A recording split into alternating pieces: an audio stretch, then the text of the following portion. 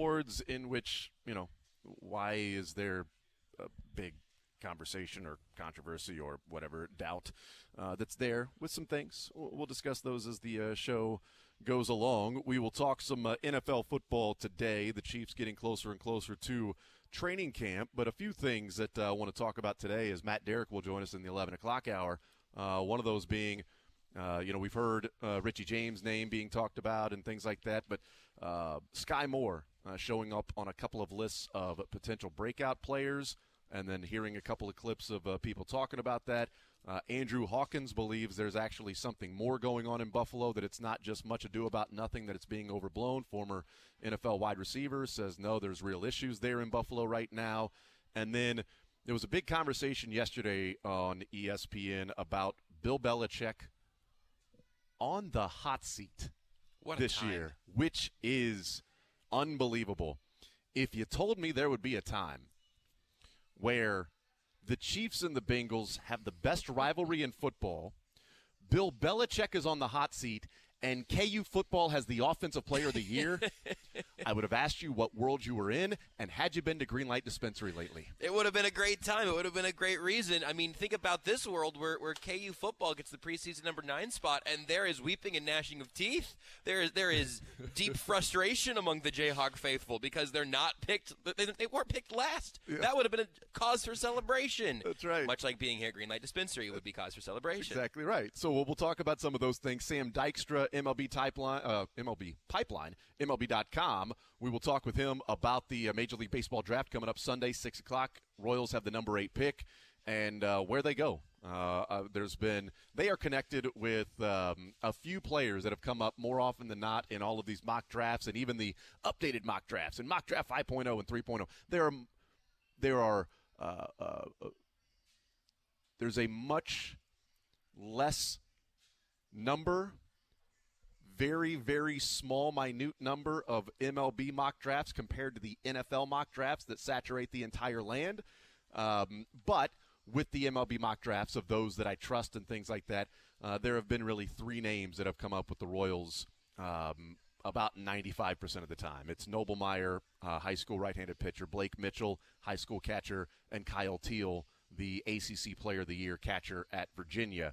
Those are the names, and so we'll talk with Sam Dykstra about that coming up at noon.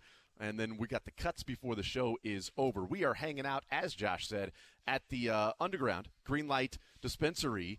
Greenlight Dispensary, the Underground today. It's in Independence where our location is, Nolan Road, just off I-70. If you're from my generation, it's right past the Showbiz Pizza. This is what I was talking about with Curtis yesterday as I was heading out. He shared a lot of good parts of his playbook from cruising Nolan. That's exactly right, dude. Those of us that have cruised Nolan before, and people that talk about hey, I want to go. I completely forgot. What's the pizza place that the kids want to go to all the time? That's got all the games. Chuck E. Cheese. Chuck E. Cheese. Yes, Charles Esquire Cheese. That's you know him really well. You call him Chuck. Sorry, Chuck E. Cheese. It was Showbiz for us. Wow. And it was right around the corner. So if you were telling somebody how to get here who is of a certain age, maybe in the 40s, you'd be like, oh, it's on Nolan Road, just north of I-70, right past the Showbiz. That's where we are today. And if you've recently been looking into cannabis for the first time, or if you've got a full game plan ready to go, either way, the Underground is the place to be. It's the first Friday and Saturday of every month from noon to 8. So we're here right now until 2, but this thing gets rolling at 12. So you got a couple of hours to get things ready to go. If you want to come out and hang out, see Josh, Matt Derrick will be here, see Dylan, punch me, try to teach me how to say retractable. Don't hit Jason. Do feel free to just pick a word to have him say to you. I think that's, if you come out and you say, Jason, hold up a word. Write a word down on a Post-it note, maybe. Put it on your phone. I think that's a game you should be allowed to play. Cannabis. We're here for some cannabis. What? What happened there? Did I get it right? Unfortunately, you did. I think I did. But here's what's cool about what's going on today with the Underground and the first Friday, Saturday of every month. 10 brands here today, all represented by bud tenders and vendors from those particular brands. The Underground has experts from 10 of Missouri's best cannabis brands here. They're going to give you tremendous education on the products and answer any questions you might have. There are no dumb questions, just dumb people. No, there are no dumb people here either. Oh, well, that's what my dad always told me. You're the exception. My dad always said there are no dumb questions, just dumb people. And laugh and the world laughs with you. Cry and I'll give you something to cry about, you little bastard. Like, those were the things that he said to me a lot. So I've always thought that no dumb questions, just dumb people. Green Light Dispensary Weird. does not condone the actions of Jason Anderson's father. I'm joking. He was a very, okay. very, very timid man. He was fine. Whatever you're looking for to get from your experience, everyone here happy to help take your goals and experiences to lead you with whatever you need next. And again, if you've got the full game plan ready to go, still awesome spot to be, because maybe that game plan could use an adjustment on the location of your pitches. Maybe your arm slot's just a little bit low, a little bit high. We're gonna get your velo up here. That's exactly. You think your stance is awesome. You know, everybody thought like Ryan O'Hearn was toast. He was done. He was just the player that he was. All of a sudden he goes to the Orioles. They take the bat off his shoulder, and now he's, Albert Pujols from the left side. It's a small adjustment. Maybe you need a small adjustment to your game plan. Maybe you also want to be Ryan O'Hearn. I'd certainly take the paycheck. Really. I mean, what a turn for him. That's exactly what a right. Ryan O'Turn. That's exactly right. Bam. We're back. So we are at Greenlight Dispensary, and again, some of your favorite brands here. Again, if you do have your game plan, you can come and browse and buy, and I don't know, you may discover some new ones with the best prices across the board that you'll find here from some of Missouri's best. So.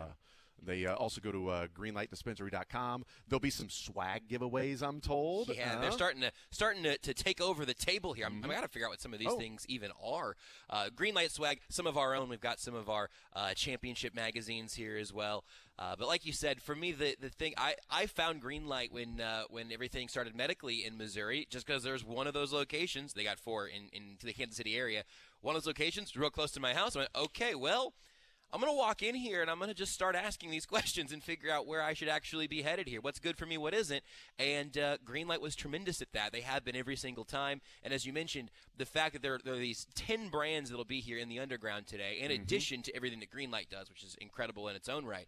But this event, the first Friday and Saturday every month, you get to talk to the people who are bringing the product. It's why they say it's like a marijuana farmer's market. You can really talk to people from each of these brands and they get the lowdown on what makes them different, what's unique about their product, and why it might be right for you. And if you just want to browse an incredible buffet of cannabis options, you can do that as well. So it's a great place to start. It's a great place to just plan your long weekend if you'd like.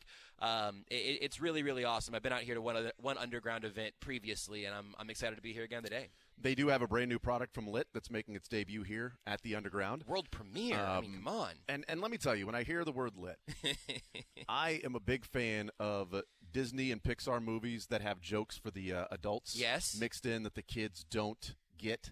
In Shrek, when he's sort of torturing the gingerbread man, and he's like, "Where is he? Eat me!" Which is a great line. But Lit reminds me of Lightning McQueen and Cars, in which they're making fun of Lightning for not having headlights. Hilarious. And he's like, "You don't need headlights. I'm a racer. The track is already lit." And the guy goes, "So is my brother, but he still needed headlights." I have not seen Cars in long enough to have caught that one, apparently. Yes. That one went over my head until I was, 28 years old. The track is always lit. So is my brother, but he still needs headlights. The Cars joke that really took my family over was something about the piston cup. He did what in his cup? That one became mimetic within my family from a very young age. Love it. So we are here at Greenlight Dispensary. Come get her done at Greenlight Dispensary. The Independence location. That's where the Underground is. And when you try some of these things, you'll say, ka-chow. Ka-chow. All right. We ready? I'm ready, baby. All right, let's do it. Matt Derrick, 11 o'clock. Sam Dykstra coming up at noon. No Mick Schaefer today, so you'll have to just get through it. Just get through it today with no Mick Schaefer. But a lot of stuff that I want to get into and talk about. We certainly can talk about the Royals losing last night, but there wasn't much to take away from that except from a negative part of it, which I want to get into in a second. But let's start with this. Jordan Lyles trade value? I don't know. Actually, it is a negative part of a trade value of one particular player that showed up last night, and I wish he hadn't. But Danny Otaveros, who is the director of scouting for the Royals, and the draft coming up, this is his second draft in the position that he is in. And one of the things that we've seen in the NFL, we've seen in different places, sometimes the first draft, there's so much going on, you don't know what you don't know. Even if you've been around it, like when it's your draft, when you're the one that's a big part of making some of those decisions, it can be a little bit tough. It can be a little bit overwhelming. We've talked about what's Brett Veach's worst draft, his first draft. Traded up for Breland Speaks, traded up for Derek Nottie. It wasn't a great draft. And since then, learned, gotten better. He's not trading up as often. He's not just simply saying, I got to go get this player. You get a better feel of how the whole board works. And the NFL is different than Major League Baseball, obviously, because the NFL, it's like, this player's there, we're taking him. Major League Baseball is like, this player's there, well, we're not taking him because we're going to take somebody else. And, this guy could be a second rounder, but we're going to get him in the third or fourth round because we've talked to him about his price and everything. Like, we talked with Carter Jensen 2 years ago when he was drafted, and he said when the draft started, I think it was on a Thursday, was like a Thursday, Friday. So Thursday, first round, Friday was like the second round and all the way through. And he said, well, yeah, I started talking with the Royals this morning, and we came to an agreement on the deal before they drafted me. Yeah, because he would have been like a second round, but he goes in like the third round. Well, because teams are like, well, he's already talking to, we're just going to take some. It's an odd sort of way of drafting. And so it's not the same. So it's not the same as in like, oh, let's trade up, let's trade back, all of that stuff. But it is about the negotiations that take place, an understanding of what an asking price is for a player, which players may or may not be there, what are other teams looking at, what's your strategy with your draft pool, because the Royals have $12.3 million to spend in bonus money. They can go over that and pay a tax if they want to. This is not a hard and fast cap to where if you go over it, then you lose all of your players. Like, there's nothing like that. You can go over it, you pay a tax. But they have the number 8 pick, which is slot value about $6 million. So the question then comes in, do you take a player that's going to be at slot? If some reason Paul Skeens is there because he wants $11 million, do you give 11 of your $12.3 million to Paul Skeens at number 8? And you're like, that's just what we're doing. This is a guy that should not be here. Wyatt Langford, for some reason, is falling, which, by the way, oh, my God. Boy, the Royals fell 3 spots in the draft, and they were the number 5 pick. If they could have jumped even 2 spots to number 3 to where they get – I'm in love with Wyatt Langford. Is the convention – I think we've talked about this briefly. Is the conventional wisdom right now that this would have been a 3-player draft ideally? It's 5-player draft. 5-player draft. 5-player draft. Fantastic. Which is the issue about the Royals losing the lottery. I knew they fell out of the range for guys. You are deeply in love with Wyatt Langford. I am. Okay. I mean, people love Skeens and people love Dylan Cruz, but Wyatt Langford I just think is going to be just a masher. There's a chance he could stay in center field, but I think he's ultimately going to go to a corner, but that's fine. And then you've got a couple of high school kids that look like pro wrestlers, but they're high school kids and they hit the ball 500 feet and everything like that. And then after that, it's iffy. It's crazy. But Danny Altaveros talking to Annie Rogers. And a couple of quotes here in Annie Rogers' story, which you can go and check out at the Royals page, MLB.com. He says, I think this year for me has been a little bit easier in terms of kind of understanding what I needed to do away from the scouting part. Last year, I was anxious to not make any mistakes in terms of where everybody was going, scheduling. It got a little easier this time around. Then just looking back at the draft, different strategies maybe I could have employed. It was a great learning experience to the point where I see some things now that maybe I didn't see last year. Dayton Moore was also a big part of that draft last year. Okay, J.J. Picola was in the role last year that he is now, but it was ultimately like, does Dayton have final say? Well, Dayton has to agree with the things that are going on, okay? And there is a large contingent of people that believe Gavin Cross was Dayton Moore's pick. He's friends with the family.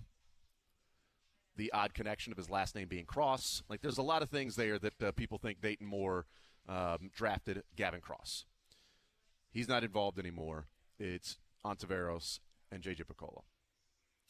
She writes about how the draft class is strong, and she mentions Paul Skeens and Dylan Cruz and Wyatt Langford and Kyle Teal, and then there's some high school kids and things like that. Danny Altaveros says, without giving away too much, I can tell you that I think the strength in this draft, or at least the top half of the draft, is probably going to be more bats. I think it's pretty equal with college and high school position players. There are also some high school pitchers with really good upside. So mark that, think about that, and we'll come back to it in just a little bit, but I want to read this quote as well. He says, our thought process going into this draft is that we're going to take the best player on the board. And however the signability shakes out, so be it. If you can sign him for a little less, you can. If not, you want to secure the player. Right now, there's still a lot of uncertainty with a couple of picks in front of us. I think we have an idea of how it's shaping up, but you never know. It always throws different things at you. So those two things there. He believes the strength of the top half of the draft is the bats. Whether it's college bats or high school bats, it's the bats, which I am totally in favor of. I've talked about my strategy for a long time, that I am of the mindset that, one, I don't have a punt returner for the Chiefs, and if I'm in the top 10, I'm taking a bat. Those are my strategies that I'm talking about, in that I am a real firm believer in. No punt returner. If I draft in the Major League Baseball draft in the top 10, I want the best bat available to me that is at my particular selection. If that's a high school bat, it's a high school bat. If it's a college bat, it's a college bat. That's what I want to go with. Pitchers are pretty volatile, even though Gavin Cross last year was the, quote, safest, one of the safest guys on the board to take, and he has not been safe at first very often. That's been an issue. And he has struck out a lot, and there's been some things with that, especially a college bat who is struggling in A-ball. That's an issue. So it's not always going to be somebody that you just find to be safe. But I like the bats, and I'm totally cool with that being the strength here. But what's really interesting, and maybe this is smoke signals, maybe this is what the player that is connected with the Royals the most in all these mock drafts is a high school pitcher in Noble Meyer, high school right-hander.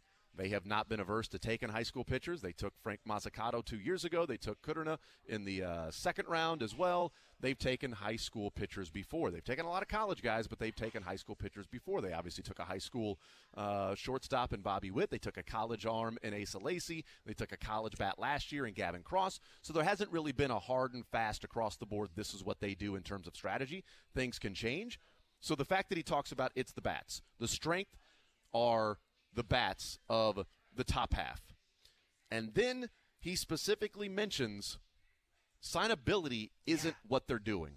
They are not going signability here unless, of course, and I think there's always going to be an example of where those strategies can change, that being, okay, well, all the guys we wanted that we were willing to pay whatever it took for were gone. We didn't think this guy was going to go. We didn't think that guy was going to go. So what's our strategy? How do we adjust now? The Chiefs adjusted when they traded up to get Trent McDuffie. Mm-hmm. They tried to go and trade up this last year. What would the draft class look like if they pulled off one of those trades? We'd be talking about completely different players probably in this draft class. Strategy changes when you can't pull off a trade. Strategy changes when you can and somebody's there you didn't expect. Strategy changes when guys that you wanted are just not there for some reason. Somebody slides down that maybe you don't have interest in. Maybe you got more questions about this high school guy and maybe he won't develop and all of that stuff. So then signability could come into play at the number 8 pick. But he's on record as saying, we're going to take the very best player on the board, and however signability shakes out, so be it. You want to secure the player. It's fascinating because so many mock drafts and those talking about the Royals specifically say the Royals are looking to cut a deal with the 8th pick in the draft. And unlike the NFL and NBA, you actually get an idea of what the Royals and what teams are looking at because you are already talking to players about what they want. Right. What are your demands? What will you sign for? If Mazzucato, you're mid-first round. If we take you at number 7, will you sign for this amount? Hell yeah. Cool. And you got to know that. And you got to know that before. Hey, Kumar Rocker. Yep. Remember Kumar Rocker 2 years ago? We're going to take Kumar Rocker.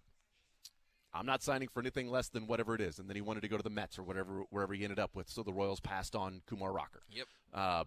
You got to know that. And if the word out of baseball is the Royals are looking to cut a deal to come back in the second round and maybe pay a little bit more, it is completely flying in the face of what the director of scouting is saying, in that it is not signability. It is about whatever the best player is there. We are not trying to cheap out on the first pick. We're trying to get the best player we can because, damn it, they need stars. Yeah. They need stars on this team and not depth in the minor leagues. Lottery tickets are great. They're great. But you need stars. And guess what? Frank Mazzucato, we talked about Austin Charles yesterday, right? Mm-hmm. They went over slot for Austin Charles in that draft and got him in the 20th round. Yep. And that was when they gave Mazzucato a little bit less. They spread the money around, and they were able to get a guy in the 20th round who now apparently is, just freaking killing it. And that could be one of those where you go, how'd they get this guy in the 20th round? 20th round. Well, they overpaid right. for him in the 20th round. Because they saved a little money earlier. Yes. This might be kind of basic MLB draft stuff, but I know what our text line looks like. So when I look at the text line, not at this exact moment, but generally speaking, this isn't a John Sherman is cheap and he's telling JJ not to spend money on the draft picks. This is about they know what they're going to spend more or less. You mentioned the tax and everything. But you more or less know what your budget's going to be. It's about finding these guys in a way that maximizes your talent for your budget. Think about it. Tell me if this analogy works for you, because you ever do the fantasy football auction draft or the salary cap draft? You're making these choices where you might be withholding a little bit of your auction money because Adrian Peterson just went for $65, and if I can get Sean Alexander, this is when I started playing fantasy football. These are the names that will live with me forever. Amazing. Or Larry Johnson. When you say, well, I can get Larry Johnson for $5 less than Sean Alexander, but I can spend those extra $5 on rookie Dwayne Bowe, then you might want to do that, and so that's part of it. I just want to at least lay out here that this isn't a tightwad John Sherman thing. This is about the strategy of how you navigate a draft. Because they're going to spend $12.3 million, they're not. The bonus pool is what you spend. Right. And again, you can go over it, but teams typically don't. Even the richest teams in baseball aren't going to go over the. Although Kylie McDaniel wrote an entire article about what happens if a team were to just break the system and just pay $30 million in bonus pool, which would be like $70 million in terms of taxes and everything else that you're going to pay. But you tell every single player, hey, you're going number one. We're going to give you $15 million if you tell them at number 4. Hey, I know that you're going to go number 2. We're going to give you $15 million if you tell them you're not going to sign with anybody, and we'll take you in the second round and give you $15 million. We'll do that, and just like be 2 years stupid. later from Steve Cohen doing this, right? I mean, and just being stupid. Now you would give up your money, like the taxes are also you lose money for the next year, and so it's like, okay. His point was, in a draft like this, would the draft be worth it to say we're going to give up draft pool money next year that's not going to be as good? Because we're just going to be stupid and just throw money around. And he's like, I wonder if there will ever be a team that tries to just break the system like that.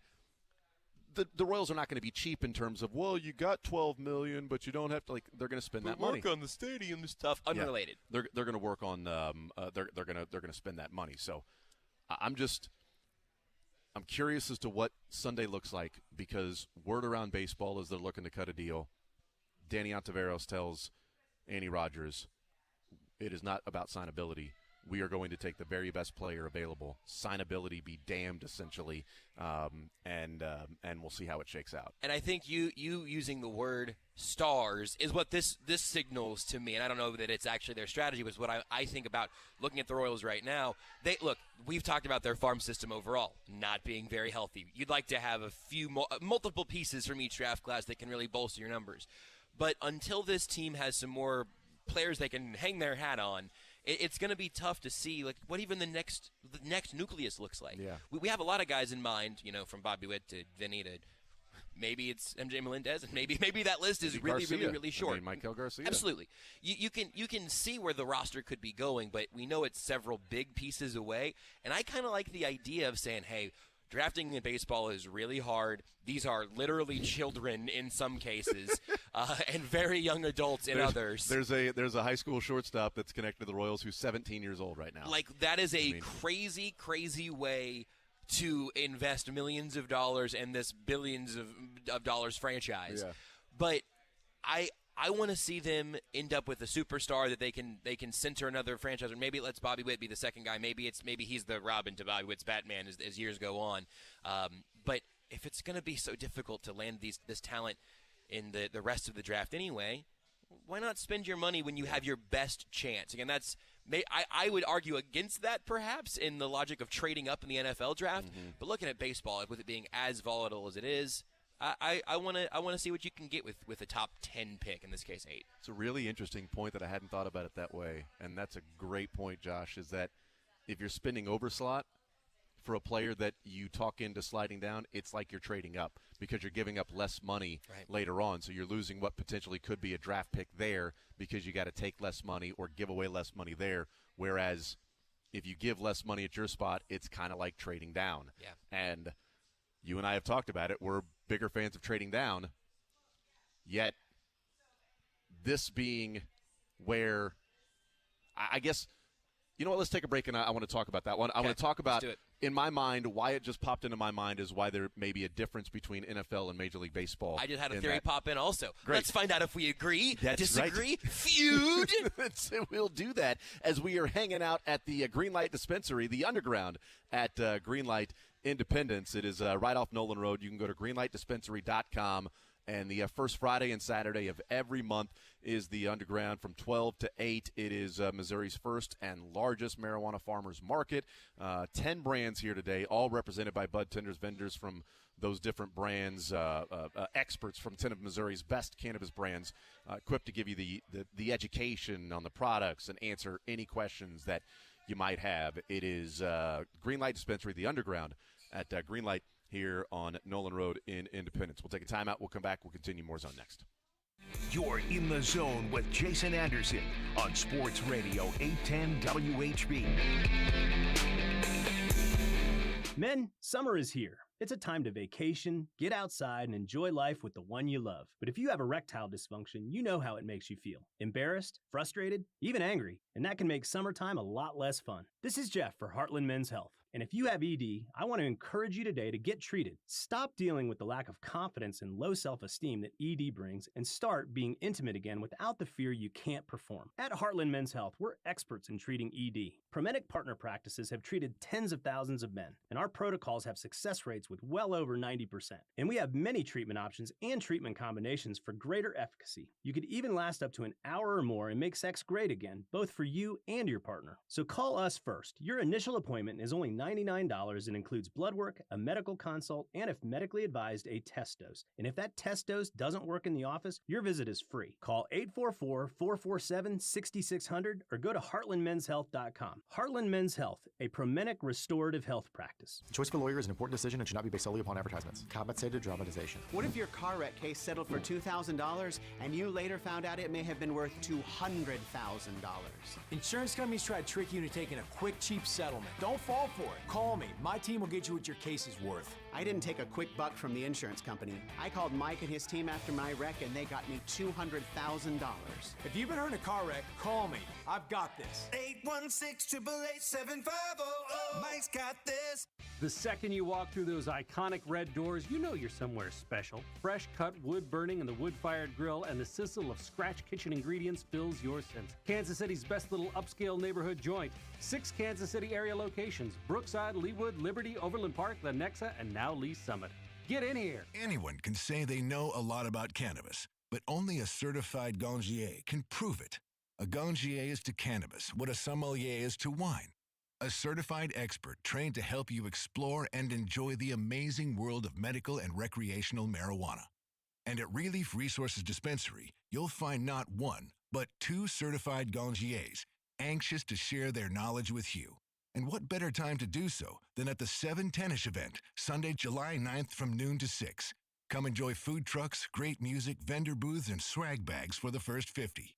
Meet our ganjiers and patient care specialists and learn why cannabis connoisseurs from all around drive past a dozen other dispensaries to find the perfect cannabis experience at Relief Resources Dispensary in Grandview. Don't miss the first ever 710ish event, Sunday, July 9th from noon to 6 at Relief Resources Dispensary on 71 Highway at 140th Street and online at reliefmo.com. Easton Roofing. Commercial, residential, and gutters too. Call Easton Roofing, 913-257-5426. EastonRoofing.com. Easton Roofing. Integrity matters.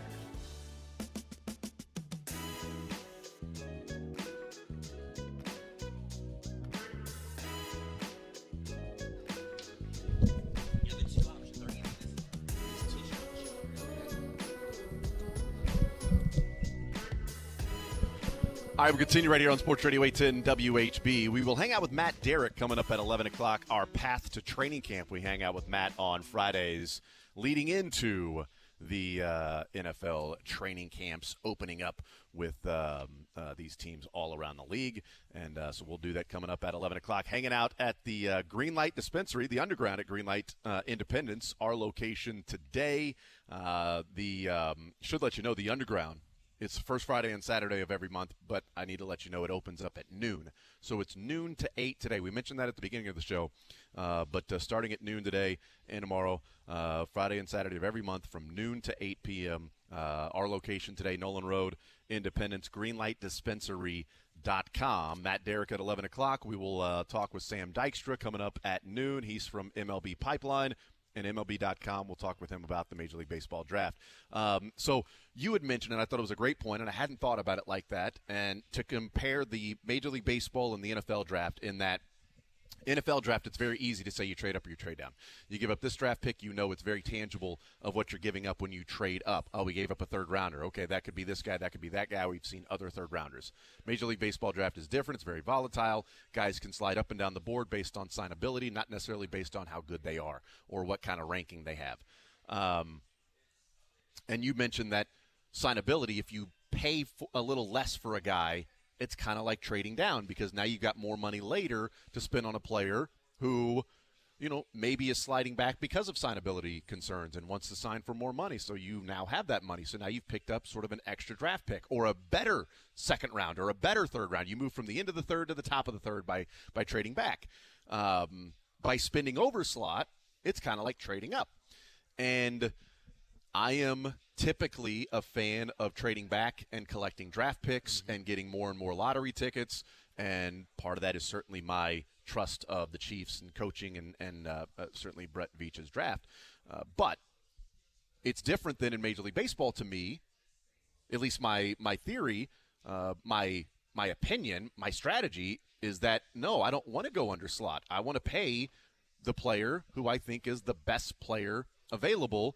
And if that means I got to go $1 million over slot and I got to pay that guy, $7 million instead of $6 million, and now I've got $1 million less to spend and disperse around the rest of the draft, then so be it. I've got to figure those things out. But it's interesting. I find myself being on conflicting sides in strategy and philosophy with the two leagues. Here's my theory, and then I'll hear from yours, and maybe we'll be completely different. Maybe we'll be on the same page. Maybe your philosophy is the same no matter what. We've both written down little things on separate pieces of papers and have not talked about it during the break. That's exactly right. The first thing that pops in my mind is that, in the NFL, it's immediate. You're filling a 53-man roster. These guys are expected to play right away. They're needed probably to play right away. A first, a second, a third, or fourth rounder are guys that are going to be on your team. So collecting those draft picks, if you need more players to fill out a roster, if you have some issues in depth areas, it's more of an immediate impact there, and you can see the tangible results. Major League Baseball is so tough to gauge on which player will turn out to be the best player from that particular draft. It's difficult. And so I guess my philosophy being, in the NFL, it's so much about building your 53. If you've got your quarterback, you've got your quarterback. If you don't have your quarterback, then you need the quarterback. It's so dependent on that. And baseball, there's 26 men on a roster. You can have an ace, and it doesn't matter. You're not going to win the World Series. Just the Angels have yet to win a playoff game with Trout and Ohtani. Okay, so it's not just if you had the two best players in the entire NFL on one team, you're pretty decent chance of not only going to the playoffs, winning, maybe you win the Super Bowl. In baseball, because it's tougher to gauge, I guess my philosophy is I want to take the player most likely to make a difference instead of somebody that's more of an even longer shot lottery ticket, I guess. Yeah, and that I think, and quarterbacks, I'm glad you mentioned the quarterback position in particular, because they almost are in a different conversation in the trade up, trade down. Because if you're trading up for a quarterback, there's a chance you're going to get a value on your investment there. But where we end up on the same page in the NFL draft stuff is, hey, look, if you're going to say I'm getting a defensive tackle at the 60th overall pick as opposed to one at 80 and another one at 110, I'd rather have the second bucket there because of my expectations of what those positions project to. Agreed. You and I are in agreement on that. And so with the baseball draft, and it might be specific to where the Royals sit now at 8 and the top 10, and the cutoff of where you may have where the elite talent really is. But I think in the baseball draft, and it could be outside the Royals, the top dozen picks or so, I think the trade, quote-unquote, trade value wouldn't be there to move back because my expectations of the difference between the player, let's say you move from the 8th best player or the 6th best player to the 15th best player with your first selection. You pay under slots, so you're kind of paying the value, quote-unquote, of the 15th best player. Well, if later you're instead of getting the 40-something best player, you end up getting the 30th best player, I don't know that value is going to be there. So for me, this is like a working hypothesis because I would love to see a study on this. And man, I mean, just getting a study on like projecting Major League Baseball draft success might be kind of nuts. But when you have the cutoff, and again, the Royals might just be outside of striking distance here this year anyway, thanks to the lottery.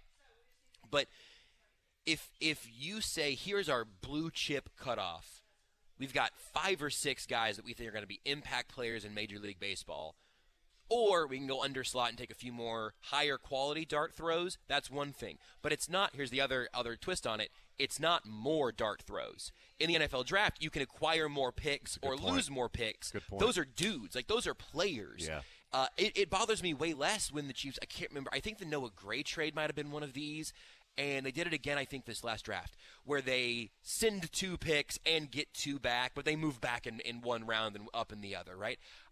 Those trades bother me way, way less than 3 picks for 1 because I want to keep the same number of darts. And in baseball, you're going to have the same number of darts either way. It's just how far away from the dartboard you're getting. Yeah, because you can't trade for more picks in Major League Baseball. Right. You can trade away the comp picks, which the Royals did for Drew Waters. Right, which everyone went, you can do that? Yeah, Weird. which is great. I would hope that we're close to Major League Baseball being able to trade draft picks. That would be awesome. It would be great, Because- especially for like an entertainment purpose. Yeah, but mention the mock draft thing. But can you? I was mean, great.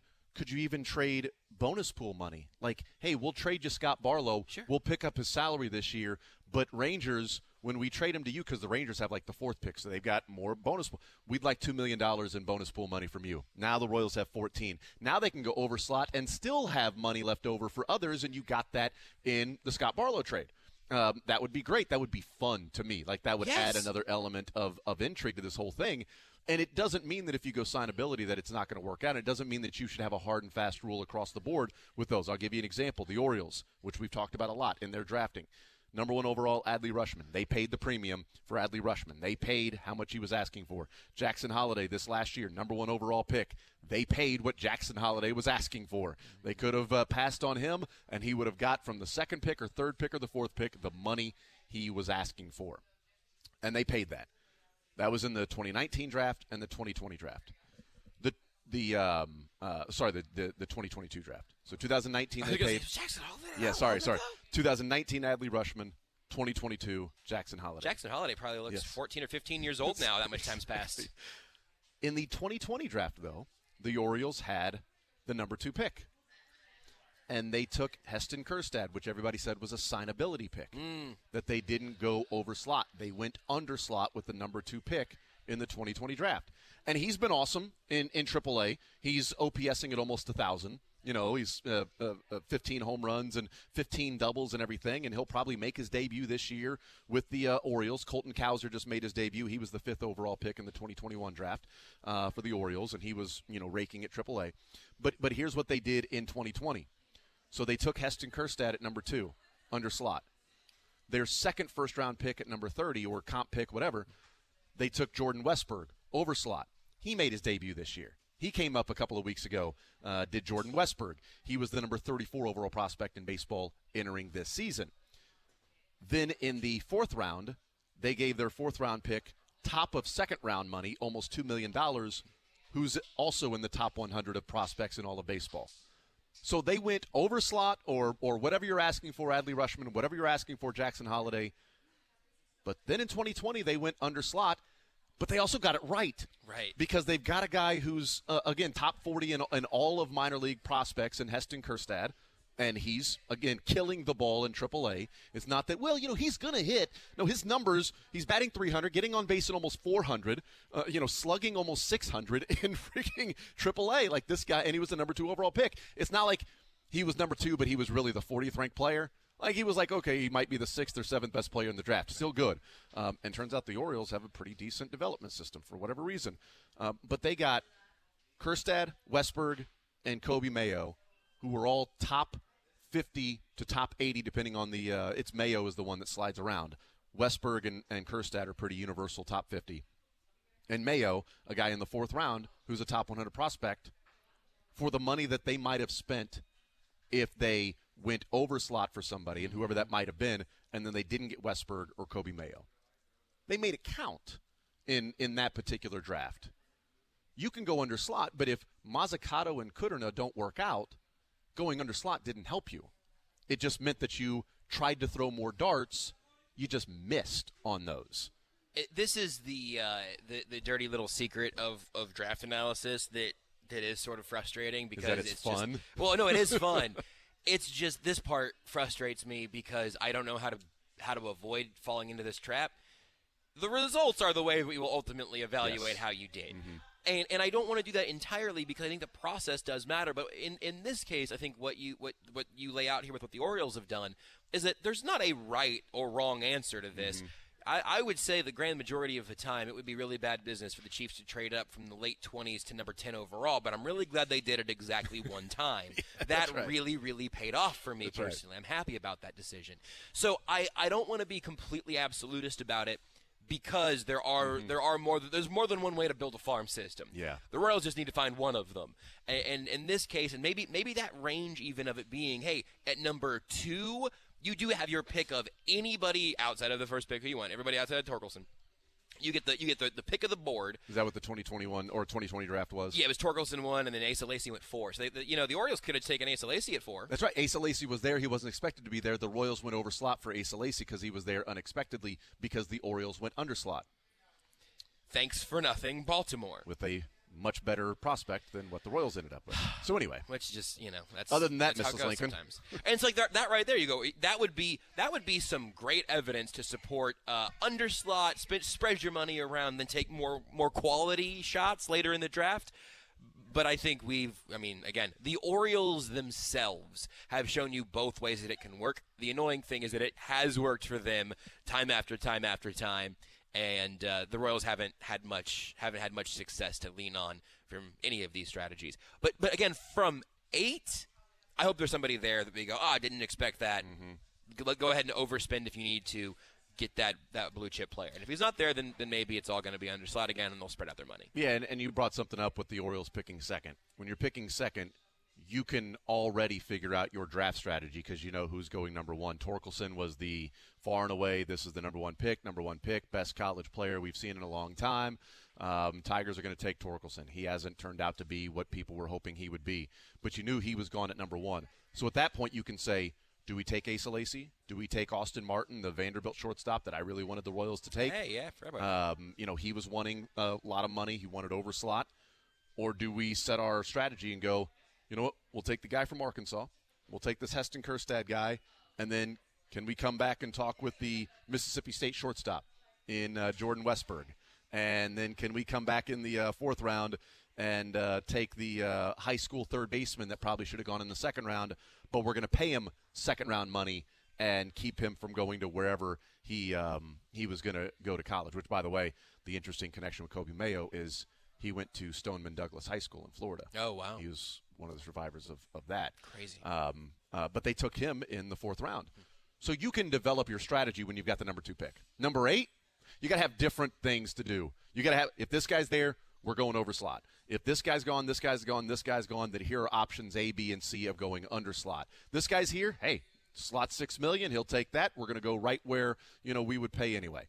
Number 8's a little more difficult to set up we're definitely looking to cut a deal here at number 8, which, again, has been sort of the reporting around the Royals in what they may be doing on Sunday. We'll take a timeout. We'll come back. We'll continue rolling. Hanging out at Greenlight Dispensary, Nolan Road, Independence. It is the Underground. Opens up at noon today, noon to 8. First Friday and Saturday of every month at Greenlight Dispensary. GreenlightDispensary.com. We'll take a timeout. We'll come back. More Zone next. Take the show with you by listening live on 810WHB.com, in the 810 mobile app, or by subscribing to The Zone wherever you get your podcasts. All right, UFC 290 coming up, and it is going to be big. 2 champions enter the octagon in Las Vegas, but only one leaves top dog. And who is hungrier for the featherweight title, you ask? I don't know, current champ Alexander Volkanovski, or is it interim champ Yair Rodriguez? We'll find out. You want to place your bets for the night? Go to DraftKings Sportsbook, the official sports betting partner of UFC. And new customers can bet just $5, and you get $150 in bonus bets instantly. Everyone can take the action to the next level with DraftKings same fight parlays. You string together multiple bets from the same fight. You get a shot at an even bigger payout. Download the DraftKings Sportsbook app now. Use code 810WHB. Again, new customers, bet just $5 on UFC 290. You get $150 in bonus bets instantly. It's only this Saturday, tomorrow on DraftKings Sportsbook with code 810WHB. Gambling problem? Getting help is your best bet. Call 800-522-4700. 21 plus, physically present in Kansas. Bonus bets expire 7 days after issuance. Eligibility and deposit restrictions apply. Terms at sportsbook.draftkings.com/MMA terms. On behalf of Boot Hill Casino and Resort. I'm here at the archery range with Brad McGee from LBA Home Services. Brad, ready to take your first shot? Here we go. Bullseye. Naturally. You make it sound easy. It's not easy at all. It takes skill, experience, and commitment. And then it looks easy? Listen.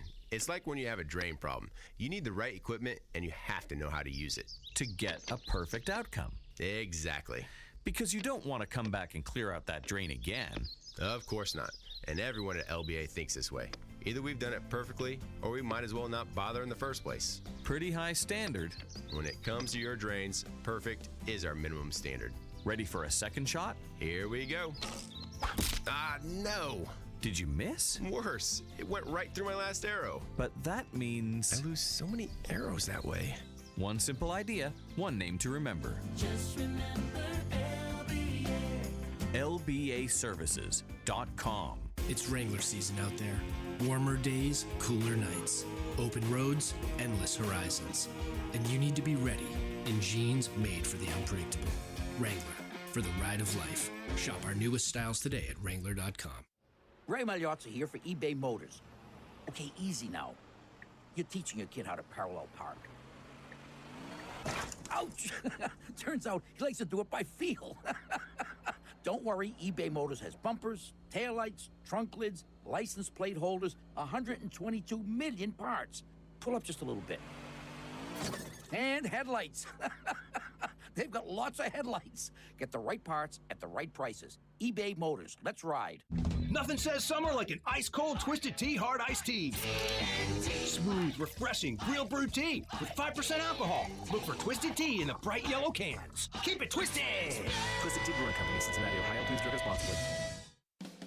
Come shop the summer sale at Smoke and Fire. They have lots of great specials going on now and all month of July. 10% off regular price grills, 15% off fire tables, 20% off all cutting boards, and 25% off all barbecue tools and accessories. Also free $20 gift card with the purchase of a $100 gift card. All going on now at Smoke and Fire. Come visit them at their new location at 7204 West 119th Street in Rosanna Square in Overland Park. Think family, think friends, think Smoke and Fire. When summer temperatures get extreme, your house needs a Champion premium system that keeps your family comfortable and cool. Go to championhomecomfort.com and don't forget to ask about their free 10-year parts and labor warranty. Always leading, never compromising, championhomecomfort.com.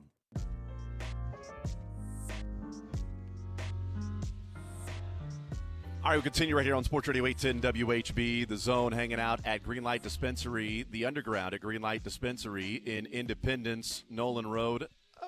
Just north of the Showbiz Pizza.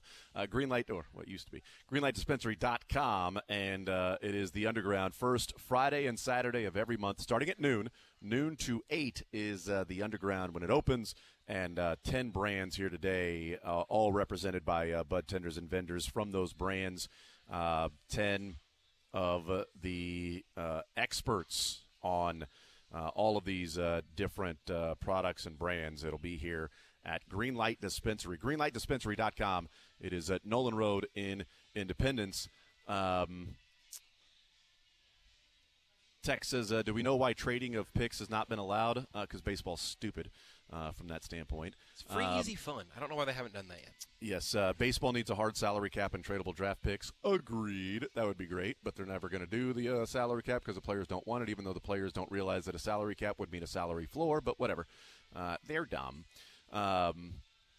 Texas, Jason, could you get Bearcat Tommy Thrall on the show to talk about the Reds and how they've built their farm system? Once a Bearcat, always a Bearcat, listening in Maryville, Missouri. We had him on when the Reds were in town, and we talked a lot about different things, mainly just his life and how he got to take over for Marty Brennaman. It's an awesome story from Kansas City. And we touched a little bit on, like, Ellie De La Cruz and things like that. But we did look at the Reds in how they went about building their farm system and the players that they have.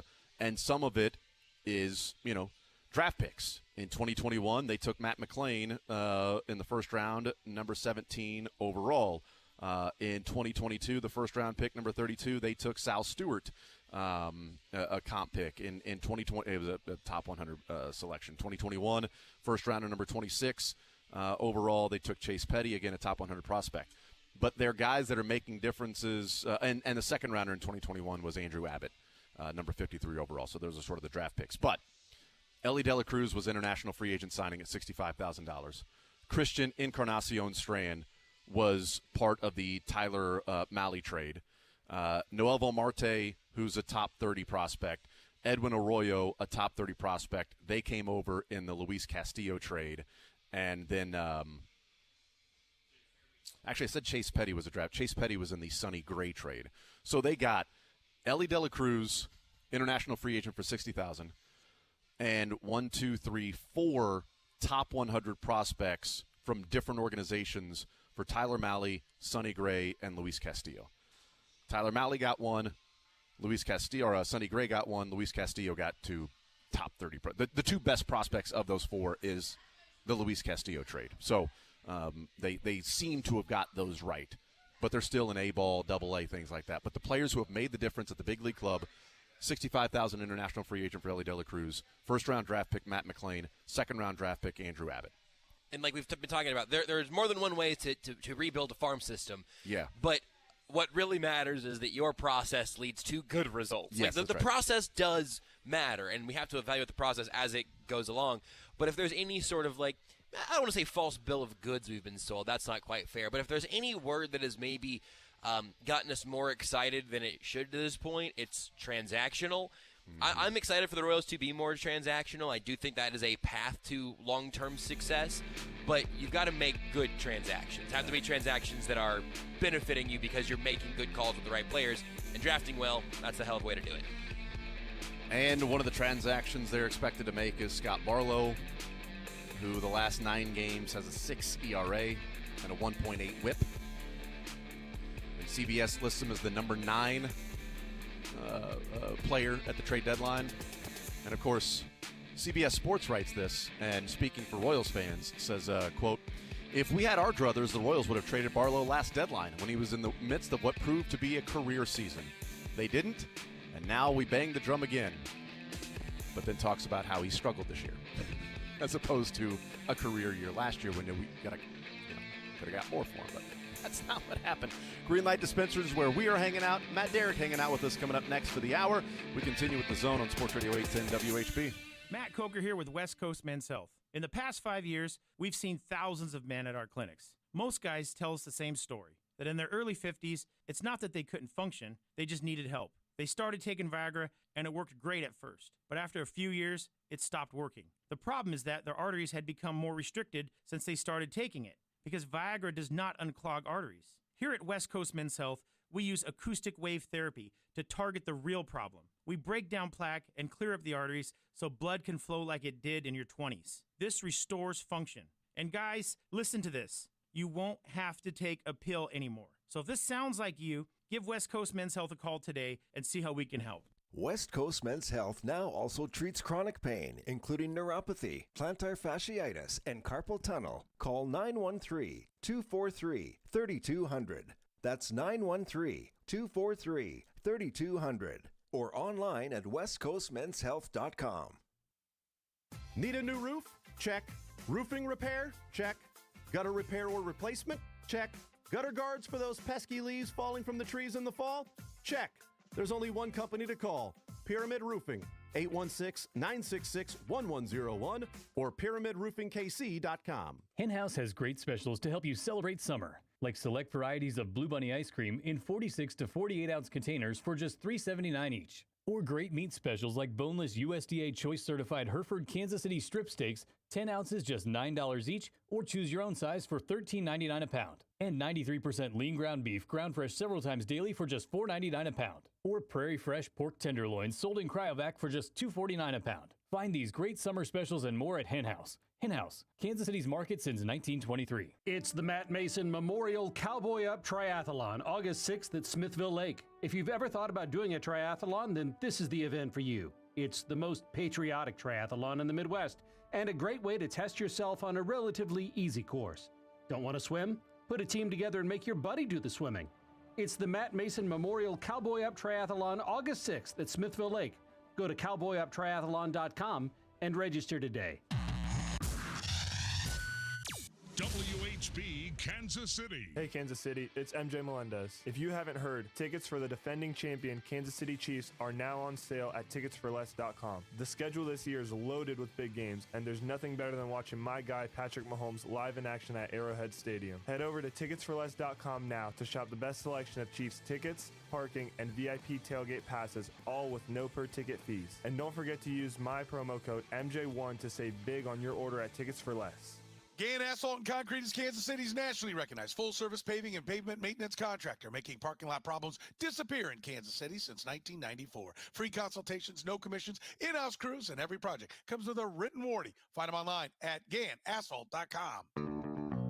Play Flyaway Fridays all through July to earn entries for a chance to win a dream flyaway or your share of up to $240,000 in Lucky Loot. 7th Street Casino, Kansas City's only 24/7 all-slots casino.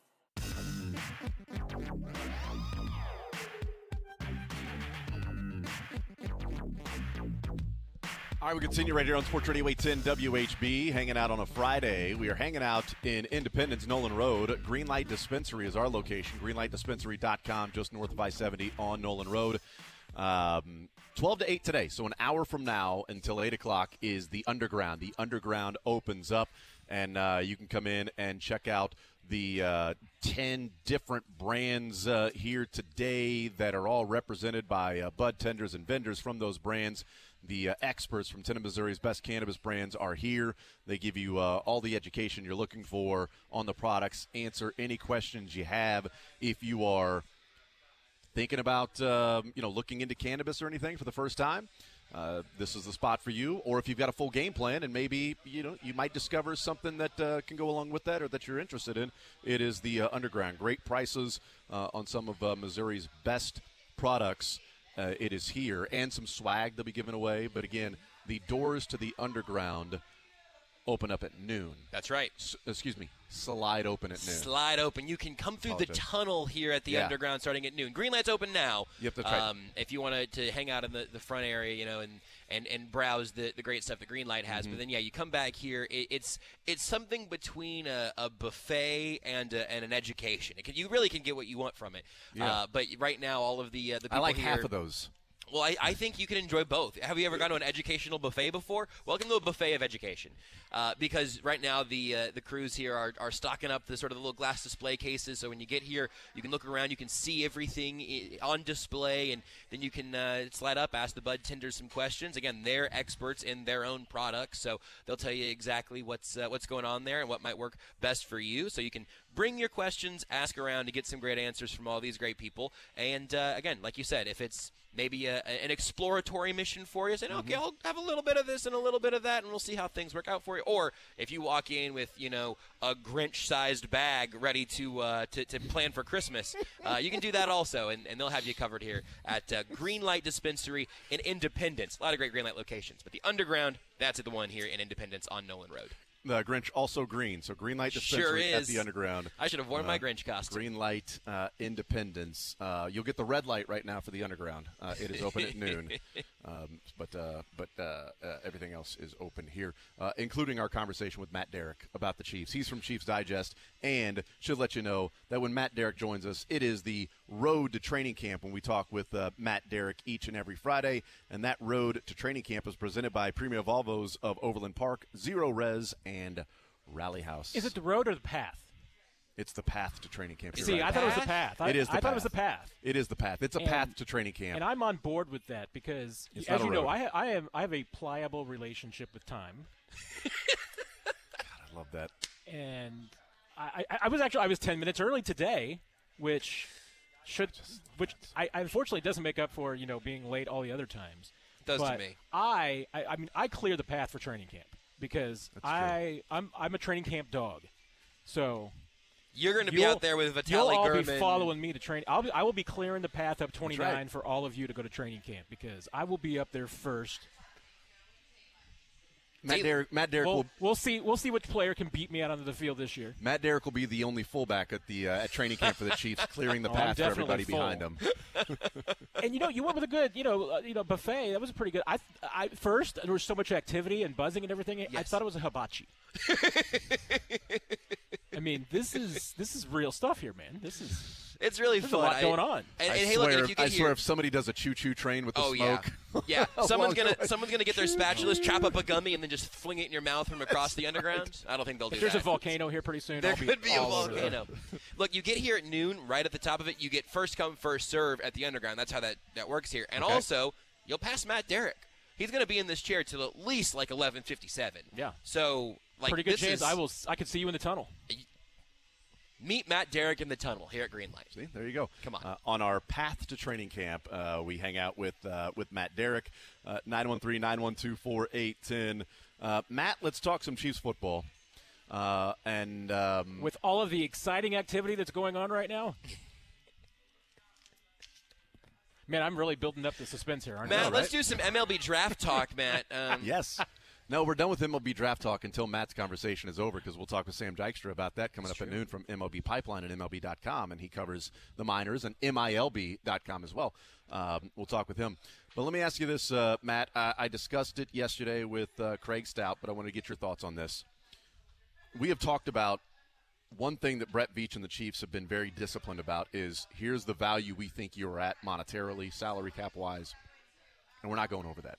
And if you want more, hey, best of luck to you, man. Juju, Tyron, they really didn't even get in that conversation. But Trent Williams, Tyreek, famously, that here's what we can give you. We're not going anymore. Do you want to go to the Jets or the Dolphins? There's the choice. Sign with us at this number or choose between New York or Miami. And he chose Miami. They have done that. Juan Thornhill, hey, man, sorry. We drafted Brian Cook. Charvarius Ward, a little too rich for our blood. Enjoy life in San Francisco. So they've done this before. They did it with centers as well. I bring that up because I want to ask you, is Chris Jones in a position to where if the Chiefs say this is the level we value Chris Jones at, and he says, I'm sorry, man, I'm this up here, is he one of the few guys, maybe the only guy not named Patrick Mahomes and Travis Kelce, that the Chiefs would be willing to go, all right, behind the scenes, we don't need to tell Chris this, but okay, we will stretch our budget. Okay, we will go over what we really value. This is not a hard and fast line in the sand that we are going to stand our ground and he is not going to get any more money or he can walk or we'll trade him. Is Jones different than some of the other players we've mentioned that the Chiefs have said, here's your value, you don't like it, hey, best of luck to you? Yeah, it's a great question, and thanks. I think we'll be back right after this. I mean, there's well, it makes me ponder a lot of things because I actually have thought about this. I mean, maybe not in exactly those terms, but in how, especially the Quinn and Williams negotiations in New York could affect Chris Jones, because the expectation that everyone has is that Chris Jones wants to be the second highest paid defensive tackle, that he's reasonable, that he's not saying, hey, I need to be paid, this ridiculous Aaron Donald money. Even though nobody's come out and flat out said it, but that has been the suggestion, and no one has corrected the suggestion. And it's certainly been hinted at maybe. But, yeah, I mean, what if Quinn Williams gets $29 million? Does that change the equation now? And I don't think it does now for a couple of reasons. One is, it depends on when the market gets reset. In March, the market gets reset when everybody's got money. It's a whole lot easier to find that deal. Yeah. If Quinn Williams signed for $29 million right now and Chris Jones says, I want 29.1, and the Chiefs are like, we're not going any higher than 25, so go find yourself a home. Chris Jones isn't finding a home right now. Nobody has any money to give him. he's got that contract right now for this year that honestly is more money he's going to get in 2023 than he would from any other team that's got money to spend right now. There's no way there's really no way to trade Chris Jones at this point in the calendar. Because you wouldn't see an impact right now. You'd be trading him for draft picks next year. They traded Tyreek Hill for draft picks that year, right? And they could address those issues. And everybody had money. You know, there were multiple bidders. True. I mean, that was the situation. Right now, nobody has any cap space. Everybody spent it. So and then when you narrow it down even further, the teams that Chris Jones would be willing to go to that have money, I'm not sure there's any team that would be on that list. So they're kind of set with each other for this year. Now, the only problem is that Chiefs would then have to scramble because they need some cap space, so they would need to adjust some things. But, I mean, I don't think there's any fear that Chris Jones plays 2023 somewhere. To me, the scarier thing would just be if things fall apart, they can't get a deal done, and then you've got just Chris Jones playing out the contract. But I do think he's different in that sense in that, Tyreek never necessarily flat out expressed, hey, I want to stay my entire career in Kansas City. Chris Jones has been here longer. I mean, actually he hasn't. I guess he's been here the exact same amount of years. Now with one more year. One more year. So it feels like longer. But he's, I do think he's different just because I think his relationship with the city and the team has been different. And I think he's a different player in the sense that, hey, there were some things in Tyreek's background that you always had concerns about that maybe, things could pop up again. There's never been a concern about Chris Jones. I mean, he's been class act on and off the field the entire time. He has lived up to his contract. He's done everything that you've expected of him. And you've seen the videos of him right now. I mean, he's ready. You can tell he's ready to play football. I mean, this is not a guy that lets himself get out of shape or anything. Yeah, I didn't see the videos. I was watching Justin Ross videos, so I mean, you and everybody else. When I open up my phone, it's just more J. Ross, not John. It's weird that he's your background too. Like he's one of two best Rosses on the team, and is not named John. So with all of those things, with that being different, certainly different for both sides, you're right. And I don't think there's a fear of Chris Jones being traded before this season because he's got one more year left on his contract. They can go into next year, franchise him, and trade him if it gets to that degree. My question would be is if you do feel like Chris Jones is saying, I need this money. Outside, maybe Quinnen Williams gets 25. Jeffrey Simmons got 23.5. Maybe Quinnen Williams gets 24. Let's say he gets 25. Now you're talking about 31 for Donald, 25 for, at that point, the second highest paid defensive tackle. Do you split that and say, all right, we'll give you 27.5, and that sounds pretty good. We'll give you 28. Heck, it'll be the exact splitting right in the middle. We'll give you 28. That's where we'll come to an agreement. If Chris Jones sits there and says, no, I want 29, and I'm going to get 29, and I'll play out this year, but I'm gone if I don't get 29. Is he somebody just from specifically that, from where the Chiefs have said to Juju Smith-Schuster and others that we're not going to give you this money. We're going to value you at this, and we're staying disciplined. And they have the 53-man roster they have because of that. And because they've made decisions with Tyreek Hill and traded some of the players, is he a guy specifically from that conversation only where the Chiefs should be willing to adjust their ceiling and go a little bit higher for him? I mean, I think I would if I were the Chiefs, but here's the other angle I'll throw at you is that I don't think that the sticking point between getting a deal done will be dollars per year. Mm-hmm. I think it's going to be length of contract. Yeah. Because if I'm the Chiefs with Chris Jones's age, I don't want to commit to probably any more than 3 years. 3-year extension, so that'd be 4 3-year more years. Extension. No more than 3-year extension. How real? Guaranteed dollars and real years versus puff years. Would you? Where are you drawing the line? I mean, I would say a 4-year extension. That's really a 3-year extension. And that's typical of the Chiefs. I mean, sometimes you've seen them do 5 that look like 3. Mm-hmm. But that's the tricky part too, because you get into how much of this Chris Jones contract will be a signing bonus. Because remember, he's due a lot of money this year. Yeah. Yep. And typically in a deal like this, if you're the player, you don't give up money in that year.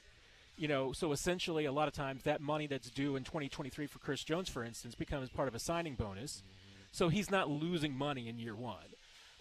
That's the but like I said, I mean, that's to me. That's $28 million to spread out right now. Right. I mean, and if that was a $28 million signing bonus plus a little bit, small minimal base in 2023, and you spread that over 5 years, I mean, hey, that's almost $6 million in salary cap for this year.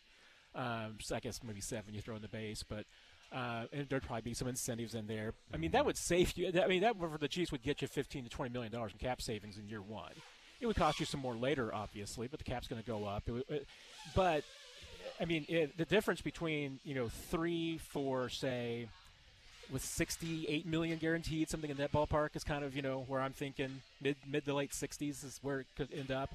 Maybe it gets into 70s, but that versus 4 for 95 guaranteed. Yeah. That's a bigger deal than going from 25 to 28 over 3 or 4 years. I mean, it's the years that's going to be the bigger deal than the guarantee than really the individual salary, because that's going to add up. I mean, that's going to be big money in a hurry. Well, when that he 1 year. when he signed his contract, when they franchise tagged him, he didn't get any extra. He didn't take any less that year. Correct. They gave him essentially, this is what you were going to make this year. This is what we're doing, and now we'll go through the cap the rest of the way. He's a $28 million cap hit, but his cash this year is $20 million. So if they extend him, I mean, he's going to get $20 million. He's not going to take $10 million this year. He's going to get at least $20 million. So what bonus that might be, whatever first-year guarantee, maybe they give him more. Maybe they say, look, you're going to get $40 million this year. All right, right now, this contract, here's the cash. Right, here's the yearly cash and everything. You were going to get 20. We're adding 20 to that. Now you're getting $40 million this year. What do you think? And so that's tough to turn down if you're talking about, this is probably your last big contract to this degree.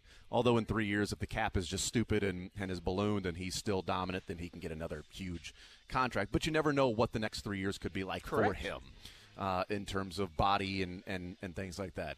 That would be interesting if he's going to get 20 this year regardless. Now do you throw 40? We'll give you 50 because it's not to where Clark is just writing a check right now for all of it because he was already going to get 20 in terms of that base salary and then bonuses. Well, his cash is 20, but I think workout bonuses were part of that. So he had a $500,000 workout bonus, which he's not going to get. So he's getting $19.5 million this year. Over the cap has it listed at $550 for workout bonus. Yeah, so he's going to get $19 million or whatever. Oh, sorry. Hold on. I misread this it. year. So you're so stupid. 500. I hate you. Mahomes is 550. Yeah, I hate you. So what is his dead cap this year? Oh, it 7 is. Because the prorated bonus he's got. So there's the $7 million prorated bonus that's in there from the last deal, which can you roll that back up into another pro? Can you re-prorate that? No. So that 7's going to be stuck this year, Correct. even with the extension. Yeah. So then you can say if it's 50-ish. Where did you land in guaranteed money? 60-ish in a 4-year deal. 60-something. So if it's 60 and this really goes over 5 years, you could spread that out for like 12. So it does become very, very hard to get his cap hit this year, much under $20 million.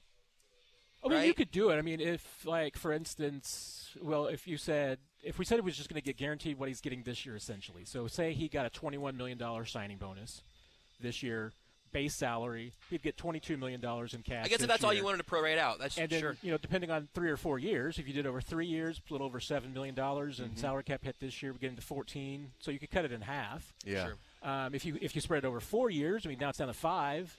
So plus the dead cap, you could save like $16 million. Yeah. No, I was thinking about prorating more than that, just to kind of. But you're going to have some big cap hits in the next couple of years, which you're okay with. Yeah, you're going to be okay with. I just in terms of the question and the discussion around it, we've talked about it. He's not Tyreek Hill.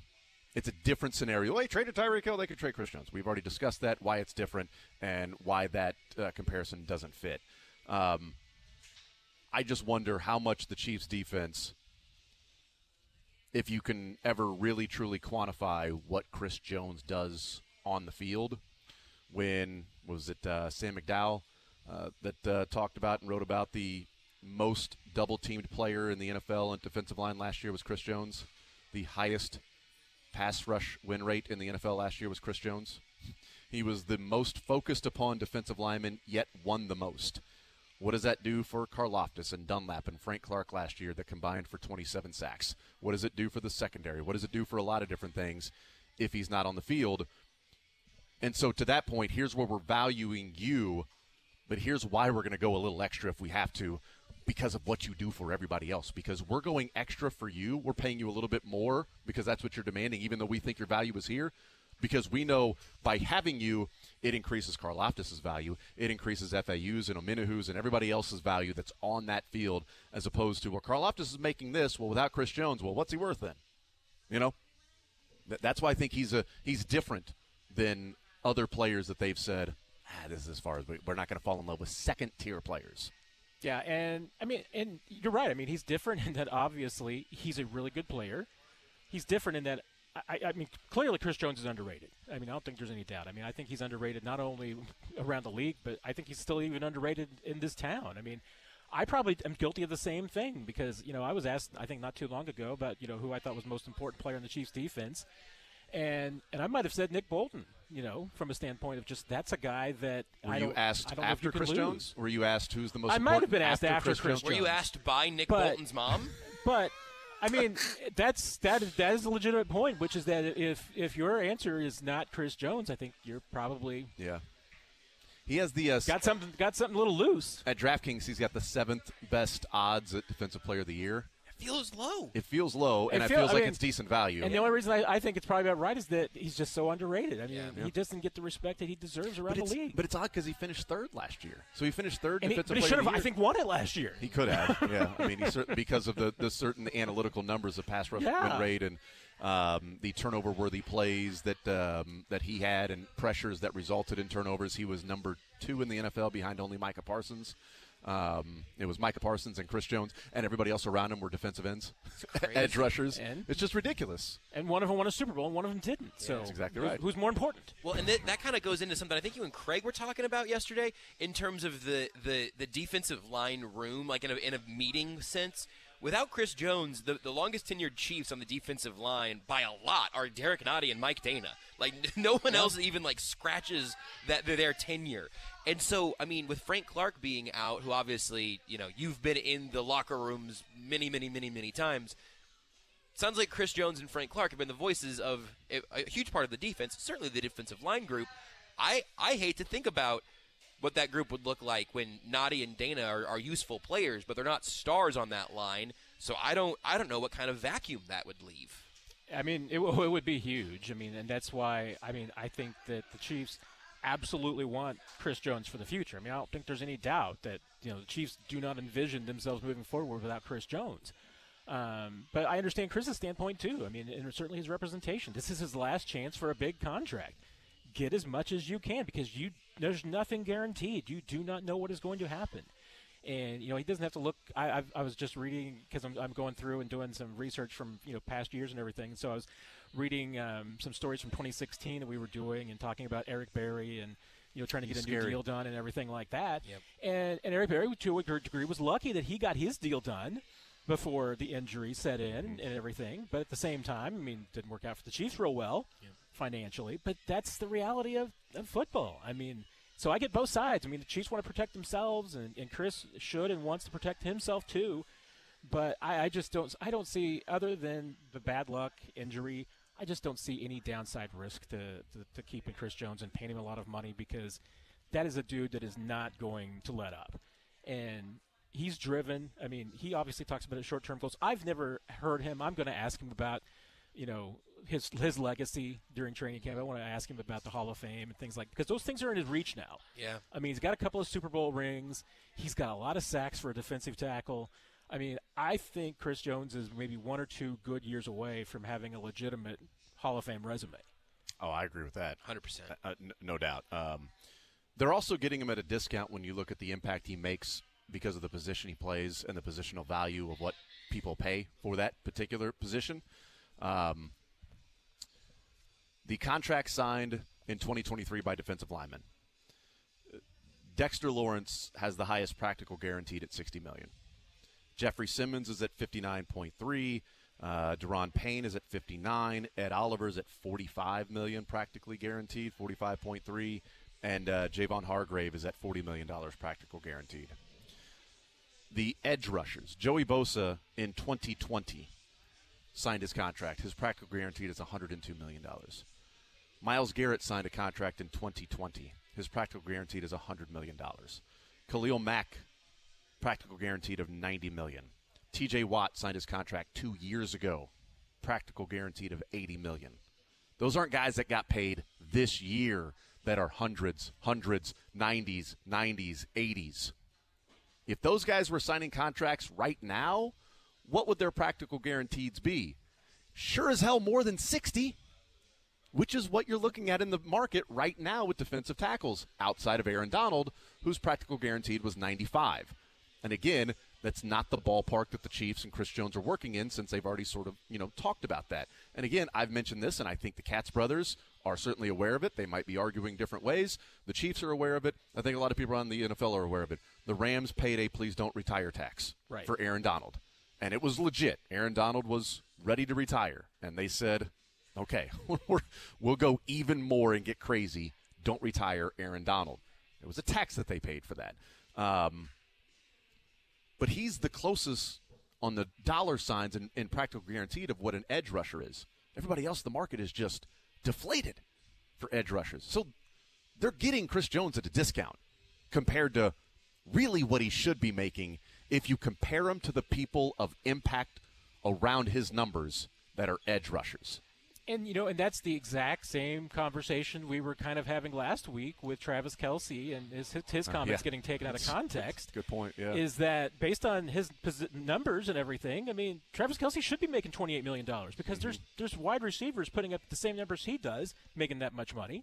So he should be making that much money, but plays tight end, so that's not what happens. That's not what the market is bearing. Chris Jones is kind of you now see why Chris Jones wanted to try to play defensive end. Yeah.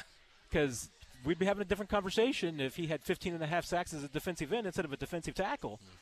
But and to that point, I mean, that's why if the Chiefs want to go ahead and pay a Chris Jones tax just to keep him, pay $31 million, I don't think it would work out. I think it's probably a bad financial move, but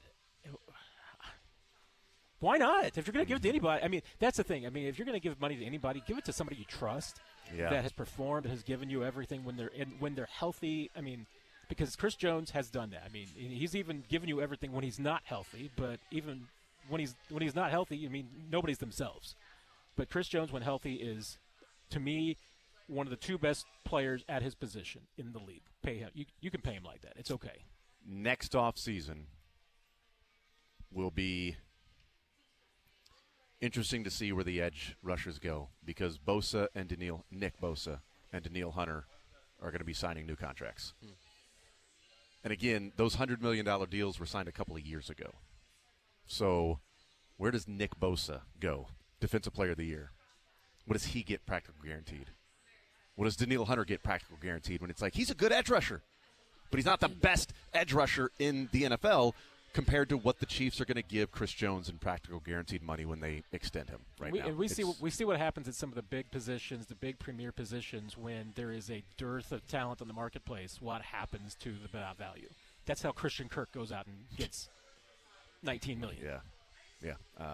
I just next year will be that edge rushing market, because those are the two that are like Khalil Mack's a free agent after the 24 season. And looking through here, like others that are Eric Khalil Armstead. Mack is going to be old after the 24 season. Eric Armstead's a free agent after the 24 season. Myles Garrett's probably going to have an extension talk around then. He signed his deal, 5 for $125, in July 2020. Yeah, and he's not a free agent until 27. Right, he's through the 26th season, but you're right. I'm just looking at the layout that it would make sense for him to start getting feisty about it after this season, maybe. But there's a lot of deal left. We'll take a timeout. We'll come back. We'll continue rolling. We are hanging out at Greenlight Dispensary, hanging out with Matt Derrick from Chiefs Digest. GreenlightDispensary.com. It is located on Nolan Road, Independence, just north of I-70. It opens up at noon. Does the Underground? Greenlight Dispensary open up right now, but the Underground, which is the first Friday and Saturday of every month, opens up at noon, goes until 8. And if you're recently been looking into cannabis for the first time, or if you've got a full game plan ready to go, either way, the Underground is the place to be. We'll take a timeout. We'll come back, hanging out with Matt Derrick. More Zone next. Take the show with you by listening live on 810WHB.com, in the 810 mobile app, or by subscribing to The Zone wherever you get your podcasts. You know, we're broadcasting live from Greenlight Dispensary Independence. But did you know there are 4 KC area locations? They got 135th and State Line, my home location on Bannister, in Independence, and in Harrisonville. They've been voted Missouri's best dispensary numerous times by the people of Missouri. And if you make it out here to the Underground, there's no better way to start at Greenlight than to get out here today from noon to 8, or tomorrow, also noon to 8. It's the Underground here at Greenlight Independence. But if you just want to go through one of those other locations any other time, Greenlight's the absolute best. They're about cannabis with culture. They have the highest quality standards from seed to sale, and they all...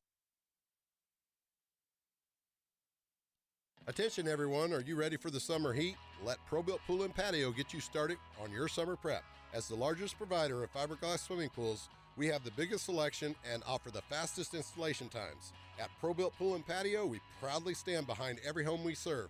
We make dreams come true and deliver them right to your backyard. The best time to get a pool is right now. Call us today for your free quote. ProBuilt Pool and Patio, 816-786-3893, or go to ProBuiltPatio.com.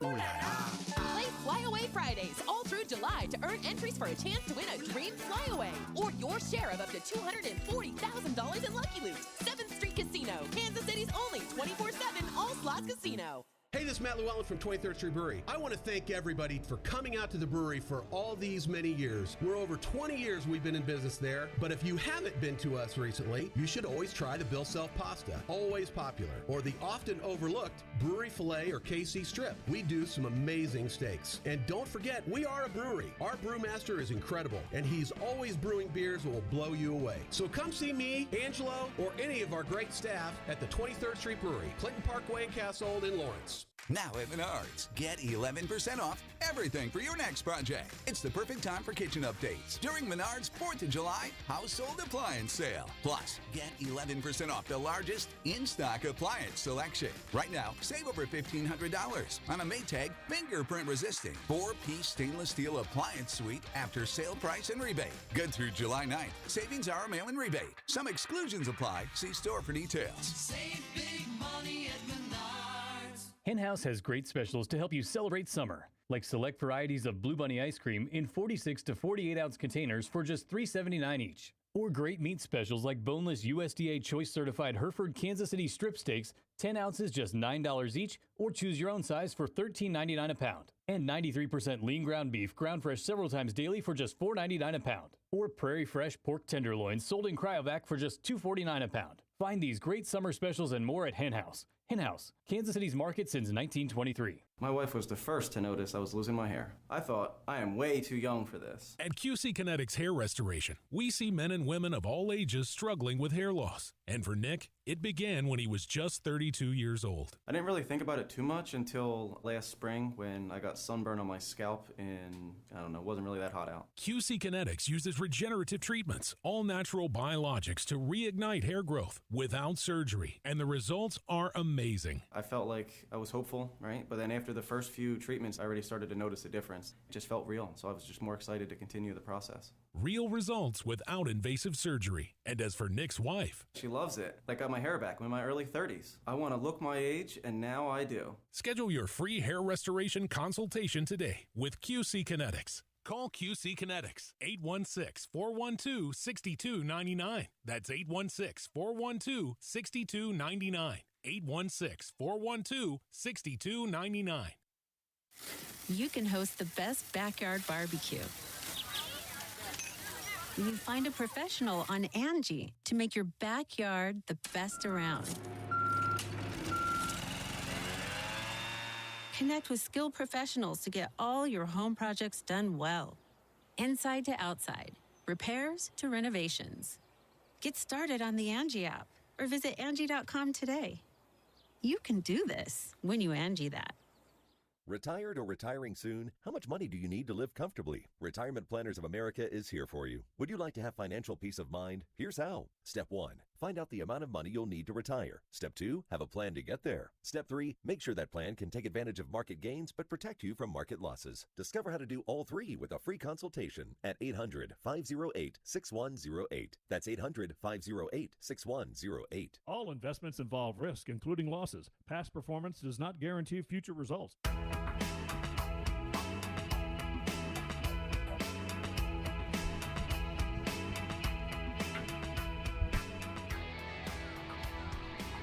All right, we continue right here on Sports Radio 810 WHB. Jason Anderson with you. Josh Brisco, Drake, Matt Derrick hanging out with us at Greenlight Dispensary. The underground at Greenlight Dispensary going on starting at noon. Greenlight Dispensary open up right now. We are located in Independence, Nolan Road. But at noon, the underground opens up. And if you've recently been looking into cannabis for the first time or you got the full game plan ready to go either way, the underground is the place to be for you with 10 brands here today, all represented by bud tenders and vendors from those brands. And you're talking about experts from 10 of Missouri's best cannabis brands here, equipped to give you the education on the products and answer whatever questions you may have.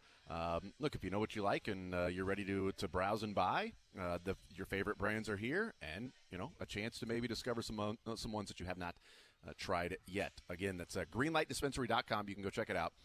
Our location in Independence, Nolan Road. And the underground opening up at noon. Greenlight Dispensary open up right now. Matt Derrick hanging out with us here on Sports Radio 810 WHB. We'll talk with Sam Dykstra from Major League Baseball, from MLB.com, MLB Pipeline. But the draft coming up on Sunday. Matt, your 53-man roster that you gave a projection before everybody heads to training camp in a couple of weeks from, yesterday or so. Are we 11 days out now? Is that right? Well, the rookies and quarterbacks report on the 18th. Yeah, so 11 days from today. Take a deep breath. That's right. And now Matt's going to be there in 4 days, so he can be there first. You know what? It's the path to training camp. It is the path to training camp, and I am beating the bush to training camp. Okay. The path will be blazed by Matt Derrick. That's right. 5 linebackers. I'm going with 5. Is that where you went with the no fullback on the team, so that no fullback turned into a linebacker for you, or what did it turn into for you? Is that too simplistic to say that it turned into an extra linebacker? Yeah, probably a little bit. I mean, Great. It's hard to say. I mean, and it's easy to say. Is it a linebacker? I maybe you could say that it's a linebacker. Maybe you could say it's a 6th receiver. True. Yeah. I really, really, really want to try and find a way to keep 10 offensive linemen. But, I mean, that's the thing. You get down to a numbers crunch, and especially with the depth that the Chiefs – I mean, the Chiefs are going to probably have to let go of a defensive back that they really, really like and risk losing him. Maybe they could get to keep him on the practice squad, obviously, if they clear waivers. But, I mean, there's going to be some really tough decisions for the last 5 or 6 spots. I mean, and to me it's an interesting decision because – there's places where this team has been scrambling in the past, and cornerback's the one that really jumps out to me. I mean, it just seems like yesterday that the Chiefs were like looking for guys off the street in August that could come in and start at cornerback, and now, I mean, they're going to have to put a really good cornerback on waivers probably. That's how deep they are. I mean, barring injuries. But yeah, I went with a 5th linebacker because I think the 4 are pretty much set. You got a rotation there, but of those 4. None of them are really what you'd call, every down special teams guys. And Jack Cochran is that guy. There's a couple of other guys between, what is it? I sometimes transpose their names. So was it Isaiah Moore and Cam Jones? Yep. Or Cam Jones and Isaiah Moore. Yeah, there you go. It's not Cam Moore and Isaiah Jones. It is Cam Jones and Isaiah Moore. There you go. And if you get it wrong, you can retract that statement. It's retractable. Exactly. I mean, you of all people, you and I, names. I mean, come on. Jason was up all night. We can't be held responsible for that. I woke up at 2 o'clock going, retractable! Retractable! Oh, my God! Honey, what's wrong? Retractable! The roof. The roof. What's wrong with the roof? It's not on fire, and it's not retractable! But that's where people that, building their rosters make the mistakes because you got to configure in special teams. Yeah. Yeah. Drake, can we play the clip of Pro Football Focus, Sam Munson, and Steve Palazzolo? They have the podcast together. They were going through their breakout players. And so the main breakout that they had, and we'll play the clip later on, was about Sky Moore, but I don't want to talk about that right now. They then went into another breakout candidate, being Trent McDuffie. But there's another name thrown in at the end, which I thought was interesting, which leads into something you're talking about there with the linebackers. Can we play the Sam Munson, the Chiefs' other breakout candidate in Trent McDuffie? The other obvious name to highlight is Trent McDuffie, last year's cornerback, first-round pick, who missed a decent portion of his rookie season between injury and concussion, I think, as well. But when he was on the field, not only did he play quite well, but they clearly trusted him a lot. Like, he was given very difficult assignments for a rookie corner that had already missed quite a lot of time. And, you didn't see anything from his tape to suggest that he would be anything other than the player that he was in college, which was a really good corner. As much as we were so focused on the combination of Sauce Gardner and Derek Stingley, like, there wasn't a big drop-off to McDuffie as the next guy, and I think he justified that last year. Yeah, huge Trent McDuffie fan, so I like him.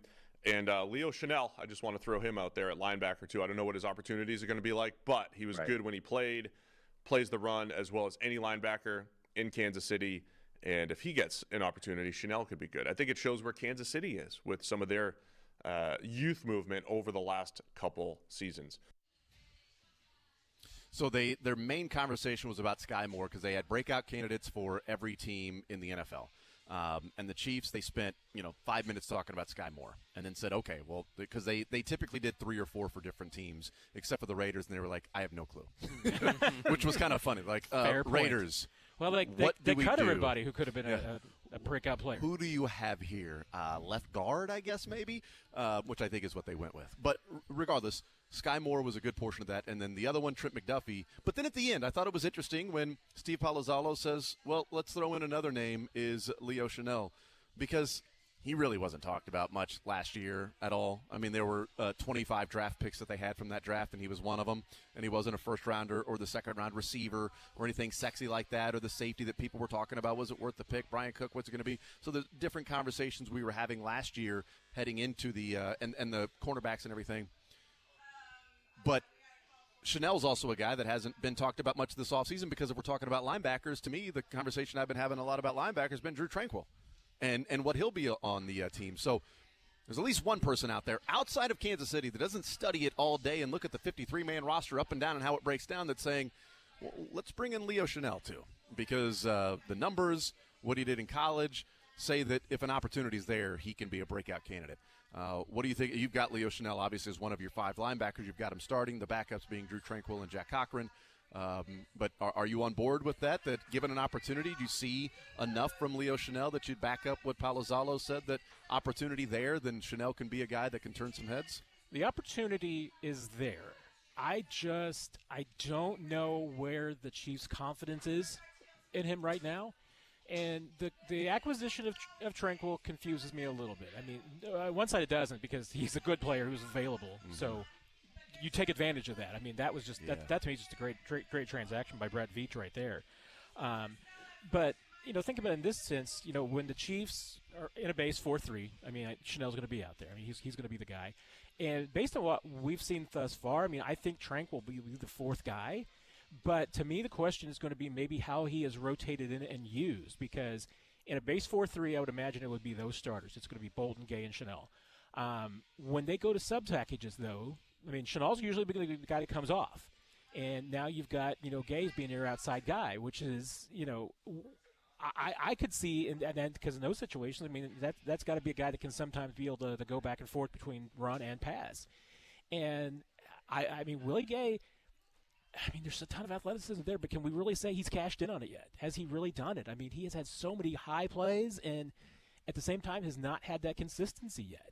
So is there going to be an opportunity for Tranquill to, come in there maybe in certain situations, especially passing situations? Yeah. I mean, I think that, Tranquill maybe have – I don't know if I think Gay is more athletic, obviously, but Tranquill, I think, is probably the more headsy player at this point. So if you're looking for a guy who can make quick decisions in certain situations, and, I mean, third down is maybe we're thinking about one of those things, maybe Tranquill is your guy. Bolton's going to be out there every single play. Yeah. But I definitely think Tranquill is going to be the primary backup everywhere. He can play all 3 spots, and that's probably why you want him coming off the bench in that position. But I don't see it changing a lot, I mean, in that respect. So to me, it's going to be how many opportunities is Chanel going to really get? Yeah. Because I don't think his role is going to significantly change this year. The opportunity for him would be there if injuries happen. Right. As it stands right now, everybody healthy entering camp, his role, I agree with you, is going to be the same. Trank will cut into snaps, I think, of Willie Gay. Nick Bolton will get his usual. But if there's an injury somewhere, then if Chanel gets an opportunity to play more, I don't know what he's going to look like. Like, I don't have a strong opinion either way on Leo Chanel. Like, I cut that clip because it was a real surprise for somebody to say, let's look at Leo Chanel here as well. Sky Moore and Trent McDuffie make sense. Sky Moore on offense, a breakout candidate. And essentially it was, everybody's talking about Kadarius Toney. Let's set that aside. Okay, let's talk about the Sky Moore, and here's why I'm going with Sky Moore. And then the other obvious one being Trent McDuffie. He missed 6 games last year, but his numbers were great, and he wasn't actually that far behind Sauce and Stingley and some of the players we've talked about that have come into the NFL last couple of years. Chanel was a real surprise to hear his name there as a potential breakout guy with so many what I feel could be candidates for the Chiefs. I mean, there are quite a few. I mean, and like you said, you take some off the table. And I probably wouldn't go to Trent McDuffie as a breakout guy because I think he was just too good last year to be considered a breakout guy. Yeah, I mean, I get missing 6 games is part of it, but he was just too good. Maybe in his mind, breakout is in people talk about him more. As opposed, maybe like, that's a good point. Talk about him more as in, like, no, this guy's a legit breaks cornerback. Out nationally, not just breaking it. Yeah. And but one of the guys that at linebacker that we probably should be talking about being a breakout guy, and we've kind of been doing it for a couple of years now. Willie Gay needs to break out at some point. Yeah. Because he hasn't really done it yet, and this is obviously a make or break year. I mean, this is contract year for Willie Gay. I mean, this is a big moment for him. I'd like to see Willie Gay and Dree Tranquil. No, I'm just thinking about linebackers now. I'd like to see Willie Gay and Dree Tranquil in a sub package, 3rd and long. I know Nick Bolton will never not be on the field, but I want to see that a handful of times this year, just to see how that unit works as a coverage first little sub package linebacking core. And you know who my pick on the defensive side would be for breakout guy? Come on, Justin Ross. That's your guy for the breakout guy on defense. I think that's the best answer and the funniest answer I'm going to think of. Come on, Brian Cook's my guy. Oh, sure, yeah, that absolutely. Is true. The heat-seeking missile, man. He's starting, though. He's in pin as a starter right now. Exactly. But it's an opportunity to break out, though. I guess so. You're now a starter. You're the guy, and if he has a great year and starts to, have a star turn for him. But, yeah, Matt Derrick, last year before the 2022 NFL Draft, the first round was over. Chiefs had picks in the second round, and we asked Matt Derrick who they take, and he said, Brian Cook. Brian Cook's my guy. I want them to take Brian Cook with one of these picks in the second round. Blind tonight. squirrel in the acorn. That's me. That blind squirrel's been eating fine because the year before it was Nick Bolton, and I laughed at you on the radio. You did. You did. I wish there were more blind you squirrels in my deeply backyard. On the radio. I would love for there to be more blind squirrels around. That'd be great. We'll take a timeout. We'll come back. We are hanging out at the Underground Green Light Dispensary. The Underground opens up at noon. Green Light Dispensary open up right now. As you can see, some commotion going on because they are all preparing and getting ready for that noon opening for the Underground. Again, the dispensary is open right now, but the Underground being all the different. Actually, you know what? I think it's open up right now. There are people just streaming in right now, unless they have busted down. Have they busted down the door? Have they opened up? Did they slide the door open? Oh my God! They've tunneled through. They've carved a tunnel. They have burrowed their way in here. Oh, I'll definitely be seeing you in the tunnel. They have burrowed their way, so somebody needs to chase them out, and I put that on a tee. Wow, my God, man! Jason's working at a higher level today. Pa pa pa. More is up next. You're in the zone with Jason Anderson on Sports Radio 810 WHB.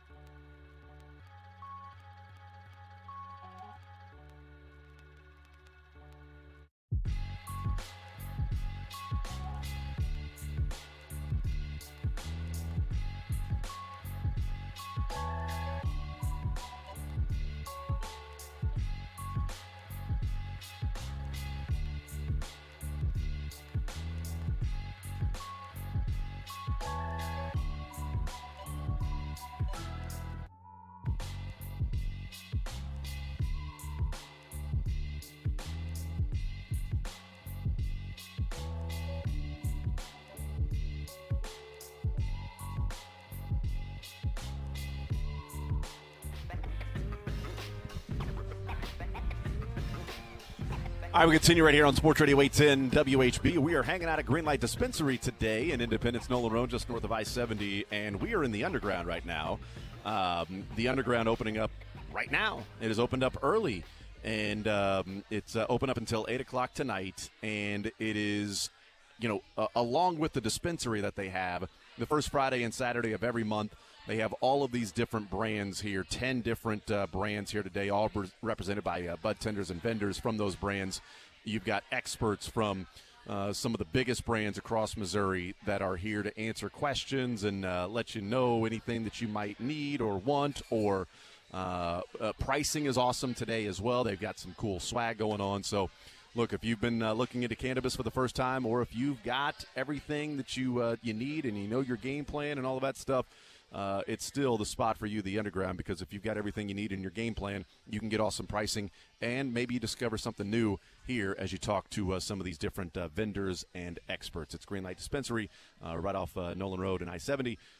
It is the Underground until 8 o'clock. They also have this really cool purple booth that nice. You guys get to enjoy. And I've really been enjoying it. I can't really speak to it. I mean, it looks very, very roomy and comfortable. But I wasn't invited to sit on the bench. I'm sitting on your lap. I'm sitting over here in the folding chair. Come on, Matt. You want to check out the Go ahead, turn this corner. The purple sit? If you bump this table and it disconnects us, the show's not coming back on. But it's worth it. Okay, Matt's here I'm very slim and nimble now. That's true. Slim and nimble. You continue to shrink away. You continue to shrink away, Matt. This is a lot more comfortable than I think the chair the folding chair. Dylan bullied you into? I mean, I was going to move over. Well, at least Dylan gave me a chair. I was going to give you a spot, but I just didn't think it didn't look like you were offering me He a spot. bullied you into that folding chair by the ghost of a dead lawyer. I didn't want to sit any closer to I practically dared you. I love you guys. Thanks. I mean, I love you too. I mean, I don't get all the references, but I love you guys. That's few good men. I'm glad somebody loves us. No big deal. No big deal at all. No big deal. Hey, real quick, Matt. We'll talk a couple of times before. Well, we'll talk one more time. One more time before the rookies and the quarterbacks report. So we'll get into more of this next week. But as it stands right now, any storyline or questions and anything that are starting to percolate in your mind as you blaze that path to training camp to St. Joe? A lot. I mean, okay, cool. I mean, a lot. We'll hear that next week. I mean, there are so many stories at the receiver position. I mean, that is just going to be a crazy competition.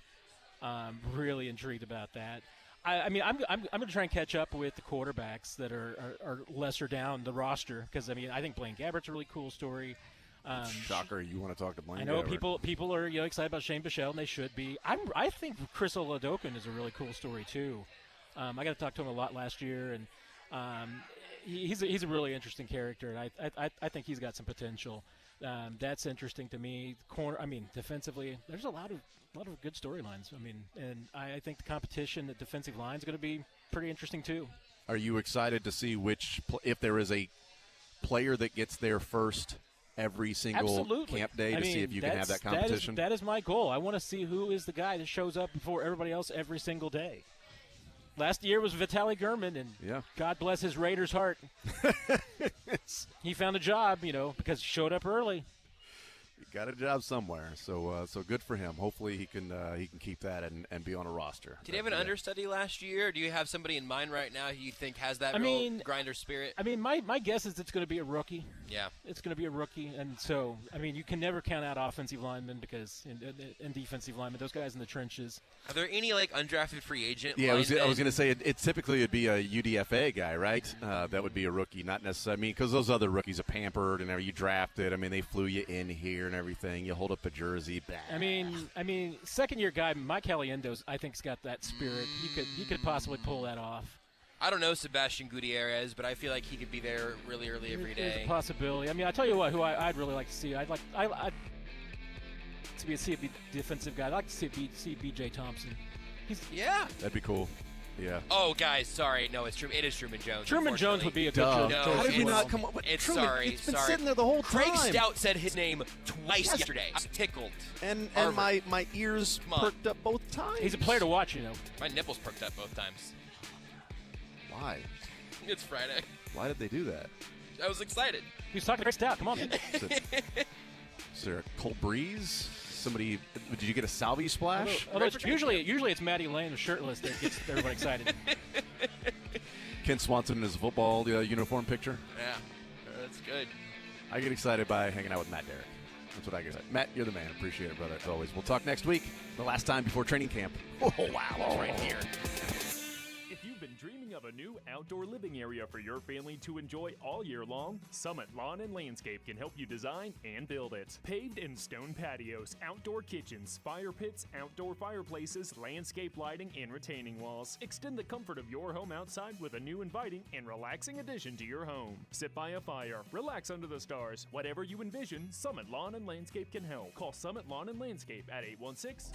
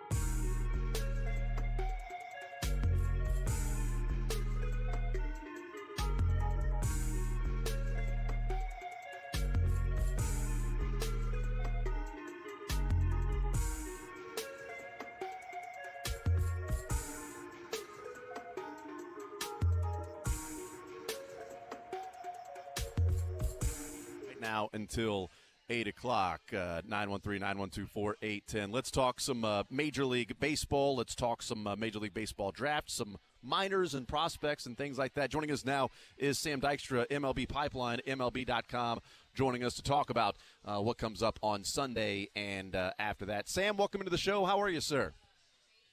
Good. Thanks so much for having me. Well, I appreciate you joining us today. A lot of conversation, obviously, around here as it's Royal season, and there's been some struggles at the big league club, and this is a, quote, evaluation year, as the owner of the Royals put it, in seeing what the Royals have at the big league club, how they can supplement, and then also, attention being paid to the minors. But the draft right around the corner, the Royals with the number 8 pick. Unfortunately, the draft lottery got them the first go-around. Let's start with how you view this draft. This seems like it's a consensus-loaded draft. What makes this draft loaded, and if it is, so much more than other drafts we've seen, where's the strength of this being as loaded as it is? Yeah, I think there's a very clear top 5 in this draft between Paul Skeens, Dylan Cruz, Wyatt Langford, Walker Jenkins, and Max Clark. And I think any other year, any of those 5 could be a clear candidate to be the best prospect in the draft class. This year, we just happen to have 5 of them. Now, that's kind of unfortunate for the Royals sitting at 8 because it makes it less likely that one of those 5 is going to drop, but it's possible. There's, an outside chance that somebody has too high of a signing bonus, or some of the teams ahead of them prefer some of the other bats around there. But it's a really top-heavy class in that way with those top 5 talents.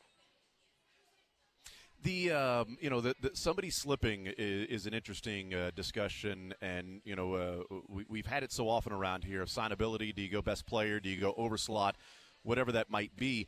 Is this a year to where maybe other years are like there's no clear cut top 10 or anything, and you can go a number of different directions. Maybe this is a signability year, but is this a year in that it is deeper and it's viewed as such a good draft? That is this a year to go signability because maybe you get more of a collection, a group of players in the first 3, 4, 5 rounds, who knows, later on? Or is this one to where it is a really deep draft and there's a lot of high-end talent that if somebody's there, then you do what it takes to draft that guy and sign him, because picking number 8, you wouldn't have a chance to get that guy in some of these other drafts when you say the top 5 consensus would be number 1 picks in other drafts? Yeah, if one of, let's say Walker Jenkins or Max Clark, who are 2 prep bats who I think are most likely to slip out of that top 5, if either of them are available anywhere outside of that, I'd take them in a heartbeat and don't think twice about it. Yeah. Because they're instantly going to be at least top 50 overall prospects in minor league baseball when they sign. And those are guys you build an entire farm system around and get happy about it. That being said, after that, especially with Kansas City, it sounds like some of the talk we're hearing about it, and my colleagues Jim Callis and Jonathan Mayo have written about this in recent mock drafts, it seems like they would be willing to go underslot, kind of like what they did 2 years ago, taking Frank Mazzucato out of Connecticut, signing him to below and adding picks later.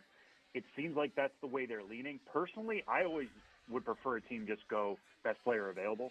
You never know, even if you're trying to beef up your system and you're trying to get 2 or 3 of those guys. I wouldn't necessarily say this is the deepest draft ever. It's pretty solid. It just stands out so much more for me at the top. Even outside of those top 5, top 10 is pretty good. So if you have a top 10 pick, just go out and get the best player available and figure out the rest later. Yeah, it's a good point that just because it's loaded at the top doesn't mean it's overall deep everywhere else. So, those two things are not mutually exclusive. So a good point there. Sam Dykstra, MLB Pipeline, MLB.com. And so the best player and things like that, Danny Ontiveros, who is the Royals scouting director, and this is draft number 2 for him in this role, and he talked about all the things he learned last year and strategy that he would implement, and it is tough if it's your first draft. Draft number 2, you probably learn a lot. But one of the quotes that he gave to Andy Rogers, who covers the Royals, was, quote, "Our thought process going into it is that we're going to take the very best player on the board. However the signability shakes out, so be it. If you can sign him for a little less, you can. If not, you want to secure the player." And he talks about uncertainty of some of the top picks, and there's a lot of different ways this thing can go. I know there's a qualifier of, hey, if you can get him a little cheaper, then, hey, you go that route too, because they can say, no, this was the best player we had. We just happened to be able to sign him for under slot.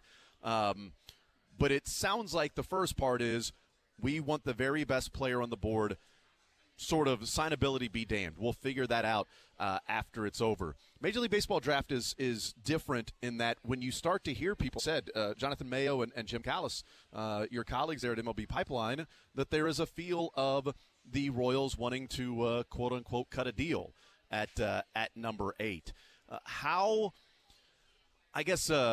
much are smoke screens around that in Major League Baseball, and how much is it when you're hearing a team that really wants to go under slot or cut a deal that's actually what they're going to be doing and what they're looking to do and find a player that fits the money, the position, the value, their farm system, et cetera?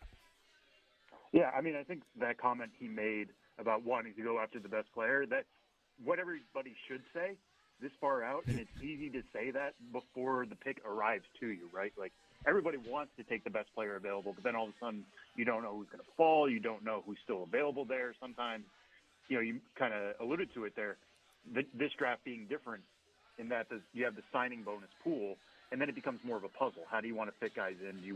Is it better if the board ahead of you is like everybody's kind of close, but you can get somebody for $500,000 cheaper? You'll say that after the fact, but ahead of time it's easier to say, take the best player available. I would lean towards what Jim and Jonathan have written and reported in terms of what other teams are feeling Kansas City will do, just because you look at their farm system. Gavin Cross, their top pick last year, they signed him for full slot. I mean, he was a top 10 talent in the draft, we thought at the time. They took him at number 9, signed for $5.2 million. There were no savings on that. You look at Gavin Cross now, he's striking out too much in high A. He's not a top 100 prospect anymore. Maybe you would have preferred deepening the farm system a little bit more, going with somebody else who might be on the level of Gavin Cross, a year in. So I think it's fascinating to see how they're going to treat that. If somebody like, let's say, Kyle Teal, who's somebody who's been tied to them a lot, the Virginia catcher, is available to them at number 8, I would take him, just add him to that mix. I would also love to see them take a big swing, go after somebody like Arjun Namala, the Florida shortstop, who has really good power, some swing and miss concerns, but is super young and they can develop him how they want, kind of like what they did with Bobby Witt Jr. Yeah, and that last play you just talked about, he's got Carlos Correa comparisons, some looks of that, and he's still 17, right? He's one of the younger players in this entire draft. So, I mean, that matters too. If you've got a guy who's 6 foot plus and whatever the weight is, and slick fielding shortstop, and is close with Francisco Lindor and works out with him, and he's got these comps. How much does age play into it? Like if he was, 18 and a half years old instead of being 17 years old, how much does that, jump his draft stock up to maybe he does go number 8 in the draft? Oh, it's huge. I mean, there's a lot of modeling that goes on behind the scenes. Obviously, you have your on-field scouts and people who are seeing these guys every day, but everything gets plugged into a model. And when you do that, there's so much upside to taking a young player who, again, has tons to grow from here. There's a lot more development pathway than somebody who's 22 or 23, obviously, coming from the college ranks. So that's a big deal. And like I said, the longer runway you have with them, the longer you can put your own touches on that guy. And they're less of a finished product, which means you can mold them exactly how you want. Arjun Namala, they could make the most of that out of his power because it's already above average. And it could be even more so by the time he develops and gets into his early 20s. Sam Dykstra is our guest, MLB Pipeline, MLB.com. The names I've seen connected to the Royals a lot have been Noble Meyer, high school right-handed pitcher, Blake Mitchell, high school bat catcher, and then Kyle Teal, the catcher from Virginia, the ACC Player of the Year that you mentioned there. Those 3 guys on the board at number 8. Who are you choosing? Signability, everything out of the not part of the equation. You're the GM, scouting director, and you're making the selection. Is it Noble Meyer, Blake Mitchell, or Kyle Teal? If it were me, I would take Kyle Teal. Of that group, he's an above-average hitter from the left side, has a really strong arm from behind the plate. Blake Mitchell is kind of similar to that, but he's a high school catcher, and high school catchers come with more risk. I mean, we're seeing that a little bit with Kansas City now and Carter Jensen, who is somebody they hoped would come along pretty well, but has been developing in fits and starts. And it's a lot to be a high school catcher coming out of the draft. Then all of a sudden you're catching 90, 100 games. That's a lot of wear and tear on your body when you're used to catching, 40, 50. coming out of the high school ranks. It's maybe a little bit better to ease your way in. Kyle Teal has obviously done that at Virginia. I think Noble Meyer has maybe the highest ceiling of that group, which is something that could get exciting. And Kansas City could use all the arms they could get. I mean, their development system for pitching has not been great in recent years. It's turning a little bit of a corner now. But again, high school pitching comes with so much risk. If you're drafting at number 8, take a guy who can move pretty quick, and I think Kyle Teal's that guy. Yeah, that's I get concerned out of high school pitching. I'm pretty averse to just in general if I'm drafting in the first round in the top 10. I've said sort of a hard and fast rule that I have in philosophy is if I'm drafting in the top 10, I'm probably going bat. If that's a college bat, great. If that's a high school bat that I would. I'd love to see Walker Jenkins in a Royals uniform one day. That would be awesome. I'd become enamored with him. But that's not going to happen. He's going to be a Twin, and he's going to be in the division. So whatever. The Royals will have to worry about that. But I'm more of I'm just going to go bat if I'm top 10. I may take a chance and maybe go over slot with some high school pitchers or things like that later on in the draft and throw more lottery tickets. But I feel like in the top 10, I can't miss on a player. And I know that Asa Lacy was a college arm, and that has been a disaster so far. And they've had some other guys that have worked out. But that's sort of my philosophy, and that's what scares me about Noble Meyer. And I know that he might have the most upside of any of these guys here in the high school pitching, certainly. But it just seems so much volatility and so much of a range of where the player can be when they're 18 years old in high school before even going to college. Yeah, I mean, there's just so much that can happen, especially as you ramp up workloads. Even as we're seeing this a lot in the minors now, even as teams are getting very meticulous about how many innings they give to high school pitchers, it still happens. Tommy John has a better success rate than ever, but it's still more prevalent than ever either. And Asa Lacy is a perfect example of that. Somebody who's had multiple, not just elbow, but multiple injury concerns over the years. You don't want to miss on a pick like this, and I think especially the Royals, given their farm system right now and the state of the Major League team, where you would hope they would have turned the corner. And if that didn't happen, you would hope they have the farm system. In both cases, they don't really have that right now. So they really need to be looking at, I don't want to say a safe play, but somebody who can definitely be a prospect at the next level when you are taking it number 10. And you just can't risk that as easily with an arm. It would be interesting to see what happens if Rhett Lauder of Wake Forest drops to them, because I think he can move really quickly, and he's a little bit more of a safer pick because he has great control and a really good changeup. And I'm not as worried about him as I would be somebody like Asa Lacy, but it seems like he might be off the board. We have him at number 7 to the Reds in our latest mock. But if he falls to 8, I think that starts a fascinating conversation for KC. And it could be an interesting sort of two ships passing in the night if Rhett Lauder's drafted and they trade Scott Barlow. It's essentially the same person. I mean, the hair, the mannerisms, the face, it's all the same. One's a starter, one's a reliever, but you got to have the crazy hair by somebody in the Royals system somewhere. But I see Rhett Lauder and I see Scott Barlow. It's just in the face. But yeah, I'm a Rhett Lauder fan, and certainly the Royals have been talking about it. Raiding the zone and throwing strikes. It seems an important part of pitching, but their prospects and pitchers haven't been doing that a lot over the years. So Sam Dykstra is our guest. Who would you take number 1? Are you Dylan Cruz? Is it Skeens? Is it Wyatt Langford? If you're sitting there at number 1, who's your pick? I mean, this is one of the conversations I've had most in the last week with everybody in baseball. I would go Dylan Cruz myself. You talk about being the safe pick, but also being a stellar pick.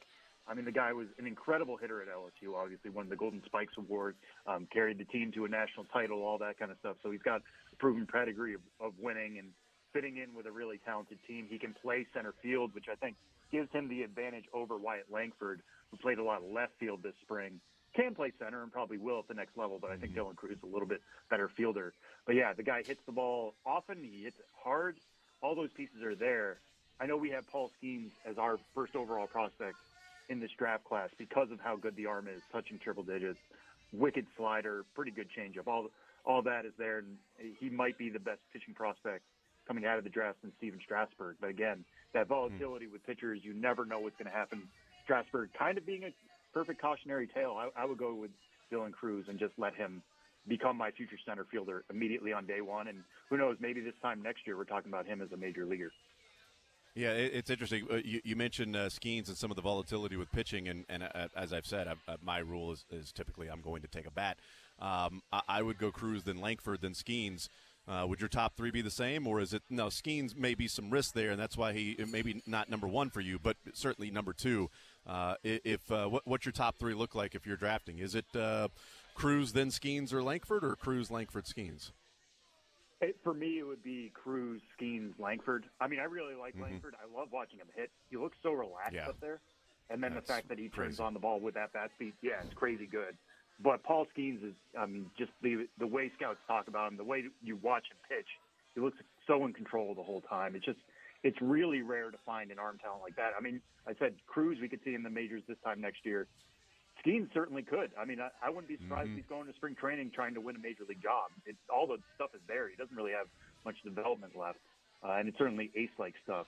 So I give him the slight advantage over Langford, but, I mean, you could pick some names out of a hat, and it's going to be really close. Yeah, absolutely. Visiting with Sam Dykstra. This is projecting, and it's difficult to do when you're talking about Major League Baseball and guys that, we discussed the difference of the NFL and Major League Baseball draft. The NFL, you see them right away, and there's mini camps right then, like the next week, and training camp and all of that stuff. And Major League Baseball, even if the best probably aren't showing up until, the next year and a half, what have you. If there's a star, a Hall of Famer in this particular draft class, who would you pick? Would it be one of these college guys, or do you go, one of the high school kids that could just, launch to superstardom with how good they are? Yeah, I mean, I think it's funny. I'd say I would take Cruz first, but if you're looking at, like, future Hall of Famer, it's probably Skeens. Like, he has the most likely, and that's really difficult to talk about with draft guys making I know, Cooperstown. Right. Like, but his ceiling is so immense, and the way pitching works now is there aren't that many just shut down aces, and he has really that potential. I mean, it's really incredible. And Strasburg was like on that track before he had all the injury concerns.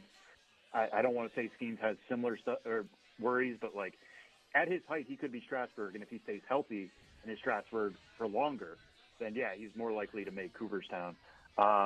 Cruz, I think he's going to hit enough. I think he's going to be like a 300, 310 hitter in the majors with 20, 25 homers. You do that long enough, you could punch your ticket, but just the heights that Skeens could reach, I would give him the best chances. But that's like saying he has a 5% chance of making Cooperstown versus a 4% chance this far out. It's way too hard to say. After Skeens, who has the highest ceiling? Is it and you mentioned highest ceiling maybe for Cooperstown, but highest ceiling in terms of being a star? Is it Cruz? Is it somebody else that if they reach their absolute max potential after Skeens, who would you go with? I mean, I think it is Cruz just because of that hit tool advantage. We have it at ++, which is pretty rare. We don't normally do that coming out of the draft. Give a 70 grade on the hit tool on the 2880 scale. So if he's going to reach those heights, I mean, it's not like Luis Arraez batting averages, but it's going to be really good batting averages by today's standards. And he's got the power and speed. So, like, that's an immense ceiling.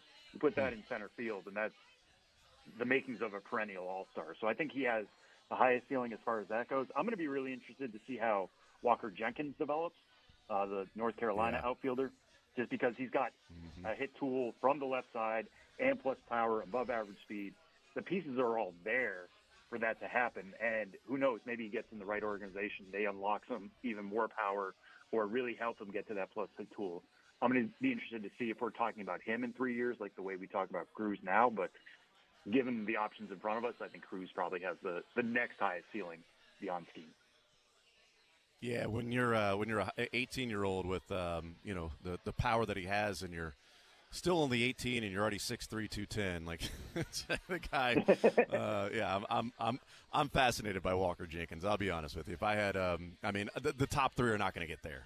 But if somebody were to slide at number 8 out of those other guys that are there after the top 3, Jenkins would be the dream for me to see him with the Royals. But we'll find out. Sam Dykstra, MLB Pipeline, MLB.com.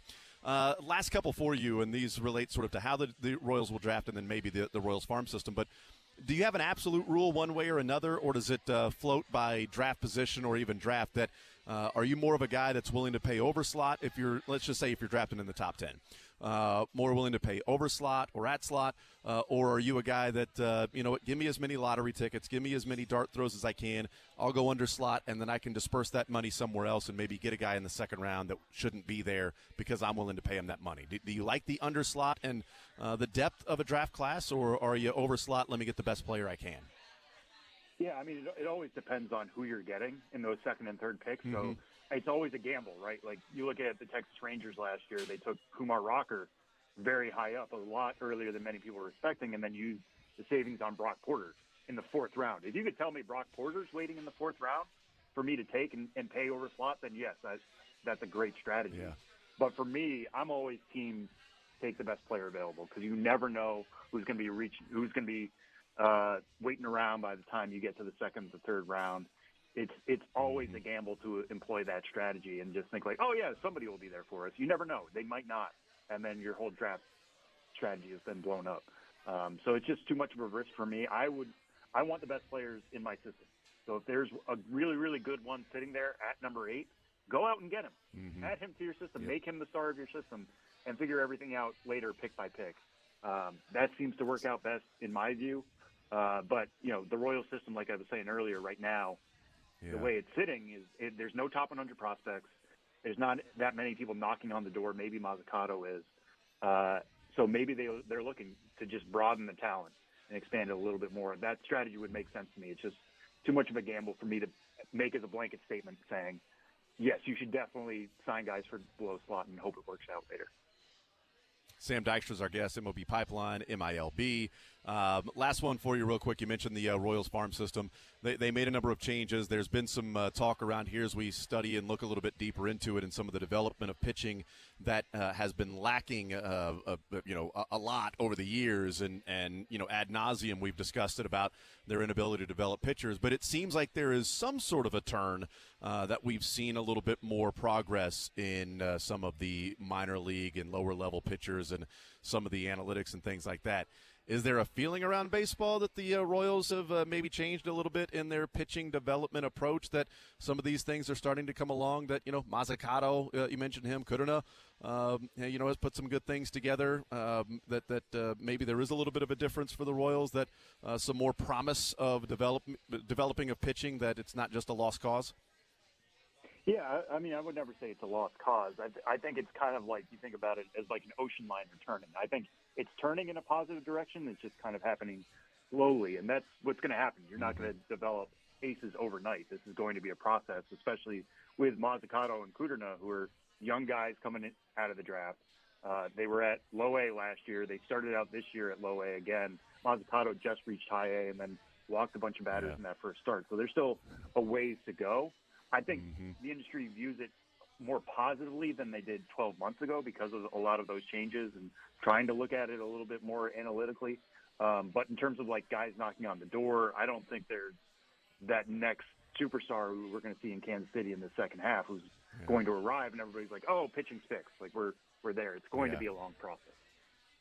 Yeah. Sam Dykstra, MLB Pipeline, MILB, MLB.com. Sam, really appreciate the time. Love following the work and all the coverage and everything. And we'll see what happens on Sunday. 6 o'clock Central Time is when the draft starts, and whoever's there at number 8 for the Royals. Sam, thank you for the information and the all of the coverage as well. I appreciate you joining us today. Yeah, thanks so much for having me. Looking forward to Sunday. Absolutely. There's Sam Dykstra, MLB Pipeline. Good stuff there. MILB does a great job covering the prospects, the minor league system, the draft coming up as well on Sunday. 6 o'clock is when that will get underway. Again, the Royals with the number 8 pick in the draft and a total of $12.3 million in a draft pool. So he is of the mindset of, look, every draft is going to be different. You always acknowledge that. But more of a, no, if I got to pay over slot, I'll pay over slot. I'm going to try to get the best player that's there because you don't know how the rest of the draft is going to shake out. We're going to save money here so we can get this guy later, and another team promised him more money. And now he's gone. So, how do you then adjust your draft from that point forward? But, just take the best guy and figure out what the signability is after that. We'll take a timeout. We'll come back. We'll continue rolling More Zone right after this on Sports Radio 810 WHB. Hanging out at Greenlight Dispensary, the underground at Greenlight Dispensary, open now until 8 o'clock the first Friday and Saturday every month here at Greenlight Dispensary. Our locations, Nolan Road, Independence, just north of I-70, and greenlightdispensary.com. You can go there and check that out and see all of the different things that the underground offers. But we are here until 2 o'clock. It is open until 8 o'clock, and they've got 10 brands here today represented by bud tenders, vendors from those brands, and the foremost experts in Missouri on those best cannabis brands are here right now until 8 o'clock at the underground at Greenlight Dispensary. We'll take a timeout. We'll come back. More Zone next. You're in the zone with Jason Anderson on Sports Radio 810 WHB. All right, so I've told you about Pyramid Roofing, and again, if you're looking for a free estimate, give them a call, 816-966-1101. If there's things you need to be done with the roof, if there's repair, if there's an entire new roof, if there is an insurance issue going on that you got to make that claim and go and get a new roof. If there are gutters, gutter guards, we had issues to where things were getting clogged up. Well, our gutters were not big enough, so they came out, did all of the work for us, fixed all of the different wood and everything that had the wood rot along with it, because when that water is sitting there and it's not draining the way that it should, it starts to rot the wood around it. Then there's holes. Then there's birds in the attic, which we were dealing with as well, and that's quite annoying. And Pyramid was able to take care of all of those things, some minor other things around on the roof that needed to be taken care of. Give them a call for a free estimate, 816-966-1101. You can check them out at pyramidroofingkc.com. If there's anything going on with your roof, the gutters, other issues there, it is Pyramid Roofing for you. Storms come in. Do not trust the storm chasers that will stop by. And, hey, you know, we're working on the Johnson's house right around the corner, and we've got this great deal for you right now if you sign up right now with this deal. No, you want to trust a company that's been around for a long time. It's Pyramid Roofing. Give them a call, 816-966-1101. Check them out, pyramidroofingkc.com. Sporting Kansas City.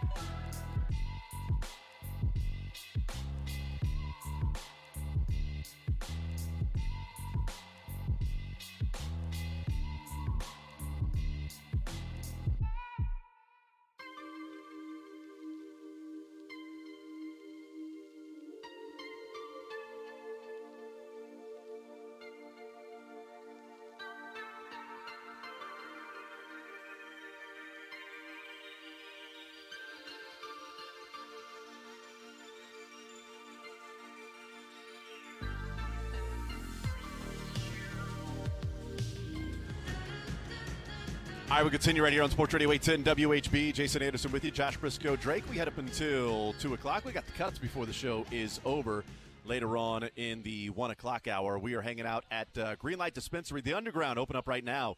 It is opened up until 8 o'clock, opened up at noon, a little before, until 8 o'clock. The first Friday and Saturday of every month from noon to 8. It is the Underground at Greenlight Dispensary. Greenlight Dispensary open all, their regular business hours, but Friday and Saturday they do the Underground, and that is where they've got 10 different brands here today, all represented by bud tenders and vendors from those different brands, and you get the experts that you're talking to right there to explain all of the different product there, the best cannabis brands, and those that are smart enough and equipped to give you the education that you're not just your buddy or your friend or whoever, to give you the education that these vendors that work in the industry around it every single day. And whatever you're looking to get from your experience, they will explain. The knowledge is here. Look, if you've recently been looking into that, the law passes and you're saying, okay, maybe I need to look into that. Where can I go to get 10 different vendors across the state in one place to explain all the different products? Well, this is a spot for you, is Greenlight Dispensary. Or maybe you've got your regular, game plan, whatever you might do, and you go, you know what, I want to actually hear about some other things, some other products, and get some good deals on pricing along the way.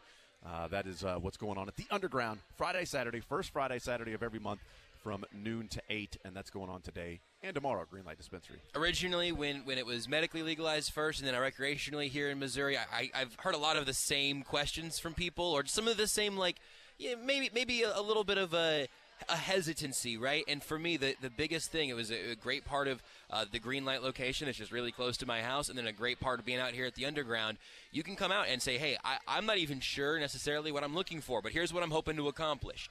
If you're looking to get better sleep, you're looking to any of the other effects that you might be searching for. Sleep is one of the big ones, that certainly for people that are maybe just trying it for the first time. Or again, if you know what you like and what works for you, you're going to have a smorgasbord of options here at the Underground with all these brands. You've got Teal and Smokies and Vivid and so many more here at Greenlight. Plus, Greenlight has their own products that are stupendous that we've been telling you about, and some of the reads that we've been doing the last couple of months. It's really, really cool. So I really think people will appreciate Greenlight and appreciate being out here at the Underground, no matter where you're starting from. The other thing, I don't know if you've caught on to this yet, but it's kind of a fun part of every time I've gone into a Greenlight, the range of people that you will see in a Greenlight is an incredibly wide, diverse spectrum of people.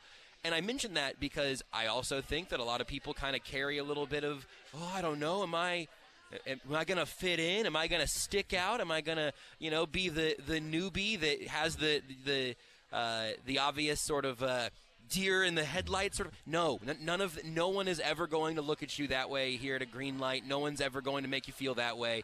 And you will find all ages, all types of folks will be here because they've figured out that this whole cannabis thing's good for them. So it's a great time to come check it out if you haven't yet. It's not a great time maybe to be Bill Belichick, and whether the seat is hot for him. Maybe it's always a good time to be Bill Belichick. Bill, relax, man. I got an idea for you. He's got 6 Super Bowls. He's got a lot of money, whatever. Let's hear from a number of different people. There was a conversation going on ESPN about, hot seat coaches, things like that, and Bill Belichick was a big part of that conversation. Let's hear from Andrew Hawkins first, because Andrew Hawkins' opinion is that, look, you've got the reputation there from Bill Belichick, but it's not just this reputation is gone because of a couple of different moves, or the reputation is inelastic. Andrew Hawkins weighing in and saying, no, he's on the hot seat. There have been decisions that clearly show that he has showed incompetence as a head coach, namely the appointing of Matt Patricia as an offensive coordinator for a young quarterback who needed development. Obviously they've rectified that. Obviously they've made a decision, but it was a decision that even the most simple of football minds understood probably wouldn't work out. And so to watch that play out in real time, I think that was probably the biggest smoking gun. And now they're in a division with all the talent in the world. You can argue that they are the backseat of the 14 division in the AFC East. At some point, does Kraft say, hey, it's time to gracefully bow out?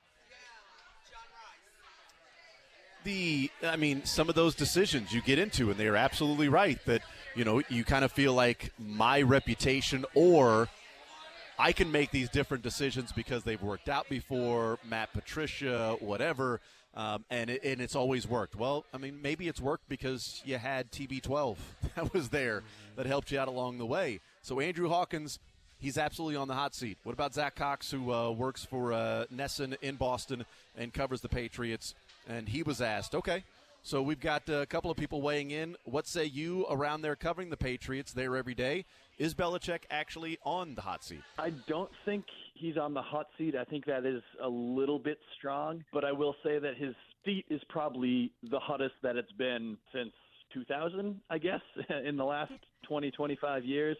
The Patriots do seem to be reaching a point where they have not won a playoff game since Super Bowl 53 against the Rams. They've gone 4 straight seasons without a playoff win. This just has not been the same level of success by any means that this franchise and this region have been used to. And if that happens again this year, if the Patriots go sub 500, miss the playoffs, and it's 5 straight years without a playoff win, then I think you may see Robert Kraft make a decision that he and nobody else really wants to make. I say he's not on the hot seat because I do think the Patriots are going to be better than that this season. I do think you're going to see some notable improvement from them. But, yeah, the leash is a lot shorter than it's been in a very long time for Bill Belichick, that's for sure. And that is really interesting because I do think Robert Kraft will make a decision if he has to. I don't think it's all right, Belichick, you tell me when you're done. You tell me when you want to retire, because I don't think Robert Kraft's going to go through 5, 6, 7 years of finishing last in the East and say, well, Belichick, we won all those Super Bowls together. No, let's together for the kids. No, he's going to make a decision. He's not just going to lay around and let everybody else do the work. It also, though, is just crazy to think about, all right, so – let's say that moment comes around. Robert Kraft says, all right, I'm tired of finishing last in this division. This is not the way I want to live my life anymore. Let me go find an upgrade over Bill Belichick as our head coach. Because that is a very, very, very difficult thing. Now, look, Andy Reid, future Hall of Fame coach that now has not one but 2 Super Bowl rings, he got straight up fired out of Philadelphia. Philly spiraled for a little bit. Remember Chip Kelly? That wasn't a very long time, but it wasn't a good time either. And then they get it right with Doug Peterson. They get it right with Nick Sirianni. And you whatever Philadelphia has done at their head coaching spot, weirdly successful for a team that has had some turnover in the last decade. That would be a tough sell for me to buy that there's something else that Belichick should be doing here. But the offensive coordinator bungling last year is huge. Figuring out the development of Mac Jones is huge. I wonder if Belichick might not still take that decision away from Kraft at some point and just try to do the Sean Payton thing. Say, all right, you know what? I'm going to step away for a little bit. We'll see where I go next. Yeah. But it's just as wild to imagine Bill Belichick wearing a sleeveless hoodie with some other team's logo on it. Jeff Darlington weighing in on ESPN about the decision that Kraft may have to make if it comes to that, with maybe moving on and firing someone who's viewed as one of, if not the greatest coaches of all time. I do think that Robert Kraft will let him sort of ride this out until he gets Shula's record, and then maybe they have some sort of succession plan in place, because not only he's getting up there in years as well. I know that he's clearly an NFL lifer, but at some point will he decide that he also just wants to ride off into the sunset? I don't know when that happens. I think he's set up to have a good season this year, but I don't think that we should just simply excuse bad seasons because he had 2 decades of good ones. Those two things can be argued separately. Which is exactly right. I mean, you excuse 5-6 years of mediocrity and struggles because he was amazing for 15 or whatever it might be. The part in there that really got me thinking, and maybe to relate it to Andy Reid, is, we've wondered how many more years for Andy Reid. Mm-hmm. How many more years can he do this? He's 65 years old. He certainly seems to be a guy, at least when he's been asked about it, of like, oh, man, I'm not going to be doing this forever. But define forever for different coaches. Yeah. This is what he wants to do. This is what he does. Patrick Mahomes joked about 4 a.m. he would get a text from Andy Reid about some play he just saw. Like, this is Andy Reid's life. Bill Self. Well, I thought maybe I'd retire at some point. Then I did this, and I have no idea what I'm going to do. Get up, walk, read the paper, then what? No, I am more energized and invigorated to coach now because of this. Bill Belichick is 30 wins away from Don Shula's regular season record. Wow. He is 18 wins away from Don Shula's overall wins record when you add in the postseason. So That's crazy. So Belichick needs 19 more wins, just in the regular season, in the postseason, whatever, to be the all-time winningest coach when you add regular season and postseason. He needs 31 to pass Don Shula for regular season only. So it would make sense if he were to come up with 18 wins along the way, have a couple of 9-win seasons, and then you fire him. Yeah. A couple more, whatever. What fascinated me about that is when he said, he'll probably let or have Belichick around until he catches Don Shula, and then maybe there's a decision if there's mediocrity continuing there. Andy Reid right now is, let's see, 53-7. He is 81 wins away from Don Shula's regular season record. That would be 8 years of 10 wins. Yeah. Can the Chiefs win 10 games a year? Certainly with Patrick Mahomes, they can do that. And I'm not saying that, okay, he's looking at it right now and saying, I want to catch Don Shula. What I'm saying is, if he coaches for 5 more years, it's going to be in that range. And all of a sudden he's 23, 24 wins away. Yeah. Then is Andy Reid reinvigorated of, I've still got Patrick Mahomes. I've still got this going on. I am close to being the all-time winningest coach in history, depending on where Belichick is at that point, that all of a sudden your 5 years become 8. Yeah. Where Belichick is now this close, and it's like, no, Robert Kraft is thinking about that, of letting him coach to catch Don Shula. How close does Andy Reid have to get to Don Shula / Belichick to where he goes, you know what, I'm here until I get there. I'm coaching with this guy. I got number 15. Yeah. Belichick doesn't have 12 anymore. Andy Reid's got 15 for the next 10 years if he wants it. Going back to the Sean Payton thing, you lose Drew Brees, and all of a sudden your life gets a little harder, and you go, all right, you know what? I don't need to do this here anymore. It's a really interesting way of framing it for Reid and Shula, because you say that number now, and you go, all right, I mean, we're talking 7 or 8 years in a great scenario, and the math to get it done in 6 is about impossible by NFL standards. But you're about 3 years away from being about 3 years away, and that's about when you start talking about it. So the idea of, hey, will Andy Reid win 81, 82 more games? Well, that sounds ridiculous. But then you think, well, will he win 50 more? Yeah, absolutely. I would take the over on 50. Well, now you're in striking distance all of a sudden, and that is really, really interesting. And the only side that ever brings up Andy Reid's retirement is our side. Yeah. It is only ever a media thing. Andy Reid's never kind of tiptoeing around it at the podium.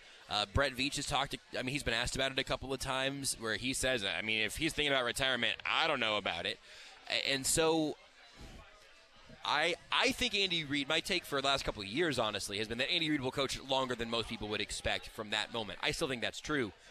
But could it be a shot at the all-time list? And maybe not just chasing down Shula, but maybe eventually chasing down Belichick also would make it harder, of course. But that's fascinating. When you add in postseason wins, Andy Reid is 78 wins away from Don Shula, because he's got 22 postseason wins. Don Shula has 19. Okay. So he's got 3 more, and he'll continue to catch them. If you look at maybe 14 wins a year, okay? Like the greatest regular season stretch in football history. But with postseason. So with a couple postseason. Super Bowls, sure. So if you win a couple of games in the postseason, you get to 12 wins. You win a couple of games, there's 14. What did the Chiefs win last year? I don't even remember. They won the Super Bowl. I know that. There's 3 games that they won. So what was the record in the 13? They ended with 13. 14, right? 14, so they won 17 games last year? So, that's 17. That's the pace. That's 17 games. But if you did that, if you said 14. Yeah, 14 and 3, and then 3 postseason games, but you're skipping your first one. Yeah, so if you won 14 games a year, it would take them 5.5 years to catch Don Shula's total number of wins, regular and postseason. I don't know where Bill Belichick's going to be at that time, but does Andy Reid maybe want to just say, I'm going to get to Don Shula? Because if you're talking about him coaching for 5 years, then that is absolutely right around the corner to catching Don Shula. If he gets 12, 13 wins per year, you're talking about being 11, 12 wins away. after 5 years, then you're like, okay, I'm going to coach again. One more again. Okay, cool. Okay, well, now how close am I to Bill Belichick? Yeah. At that time. Okay, well, maybe I want to coach a little bit more. Maybe there's another season in me that I still want to keep doing this because I'm a lifer. The Jeff Darlington quote about Don Shula really got me thinking about, okay, realistically, Andy Reid, and if we say 4 or 5 years, he's like he can reach out and touch the Don Shula record at That's that point. fascinating. I don't know. Maybe We'll he's see. coach forever. How about that, Andy Reid? Just another 20 You know what? years? Andy Reid, you retire with Patrick Mahomes. Deal. In Done. I'll sign up for that right now. 2067. Ready. We'll take a timeout. We'll come back. We'll continue rolling. The Greenlight Dispensary, the Underground, Nolan Road location is where the Underground is at. Look, Greenlight Dispensary has many locations, but the Underground is at the Independence location on Nolan Road where we are at today. It's every Friday and Saturday, the first Friday and Saturday of every month. Nailed it. Thank you. Got it. It's retractable. Noon to 8 is when it's open, Friday and Saturday, the first ones of every single month. The Underground here at this location, and all these different brands that are here today, and the experts and the bud tenders and vendors and everything with all of the information you could possibly want. We'll take a timeout. We'll come back. We'll continue rolling on this Friday edition of The Zone on Sports Radio 810 WHB. Take the show with you by listening live on 810WHB.com, in the 810 mobile app, or by subscribing to The Zone wherever you get your podcasts. The second you walk through those iconic red doors, you know.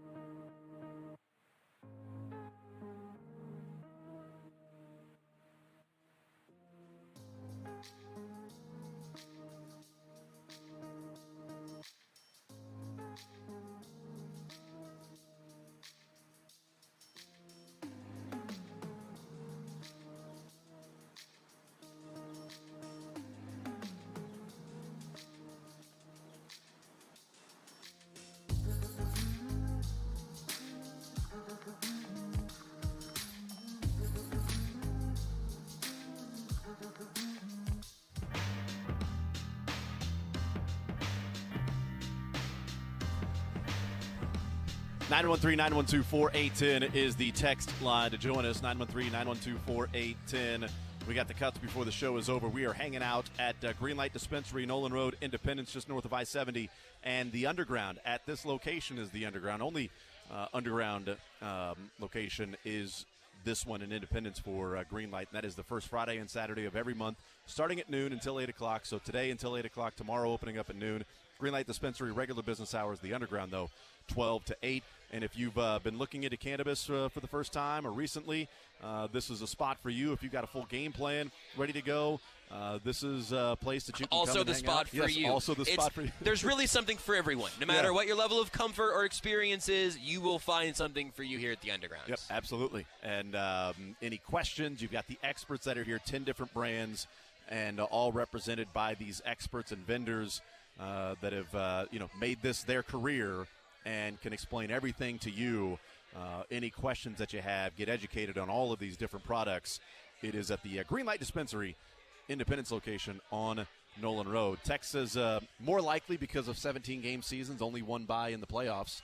So if you don't get the bye, then you're going to be playing, if you can, get to a Super Bowl and you don't get the bye, that's 3 wins. If you win the Super Bowl without a bye, there's 4 wins on top of, an extra game in the regular season as well. Yeah. So now there's more opportunity for you to catch those guys that are there. But it's just interesting and fascinating, sort of the position that coaches are at in their career, where Belichick is on the other side of that, and he is on the back 9 because he's got Mac Jones and is trying to figure out what the heck they're going to do in New England.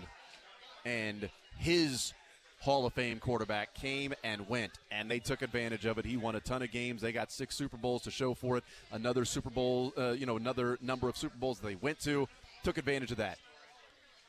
Andy Reid's going into year 6 of Patrick Mahomes as his quarterback. Well, yeah, because Belichick, he got the 20 years of Brady that Reid will not get with Patrick Mahomes in all likelihood, right? I mean, he could coach till he's really old, and he's not as old as you think. He's younger than Pete Carroll still.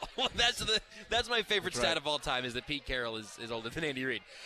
But I wonder what it will do to the way we talk about Belichick, because this sounds, it's at least starting to sound like I imagine the conversations were sounding in Philadelphia for Andy Reid.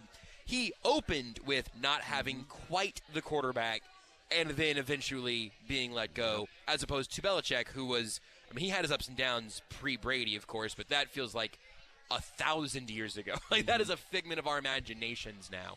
And to see if this kind of, taints his legacy a little bit. I don't want to be super hyperbolic, but Brady did leave and win another one. Yeah. He won another one in Tampa. He has a ring without Belichick. And I think Belichick has one playoff win without Brady. You would be foolish to think that he would get a ring without Brady at this point, specifically in that division where there are 3 teams with healthier rosters right now. 3 teams in that division are in better shape. They are the 4th of 4 by a decent margin. It's crazy.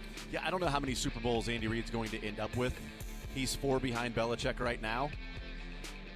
But I can tell you this. I don't think Belichick has another Super Bowl in his career. Yeah. I think he's going to finish with 6. I don't know what Andy Reid's going to finish with. Probably not 6. I don't think he's got 4 more in his time with Patrick Mahomes. That'd be pretty badass if that was the case. That'd be great. That would give Mahomes 6 of them himself.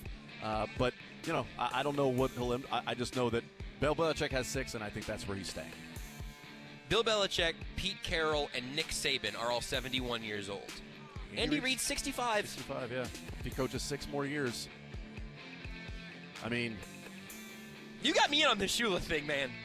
6 more years and 12 wins. That's 72 wins. That puts him 10 away from breaking Shula's regular season record. Not bad. Sports Radio 810 WHB is your home.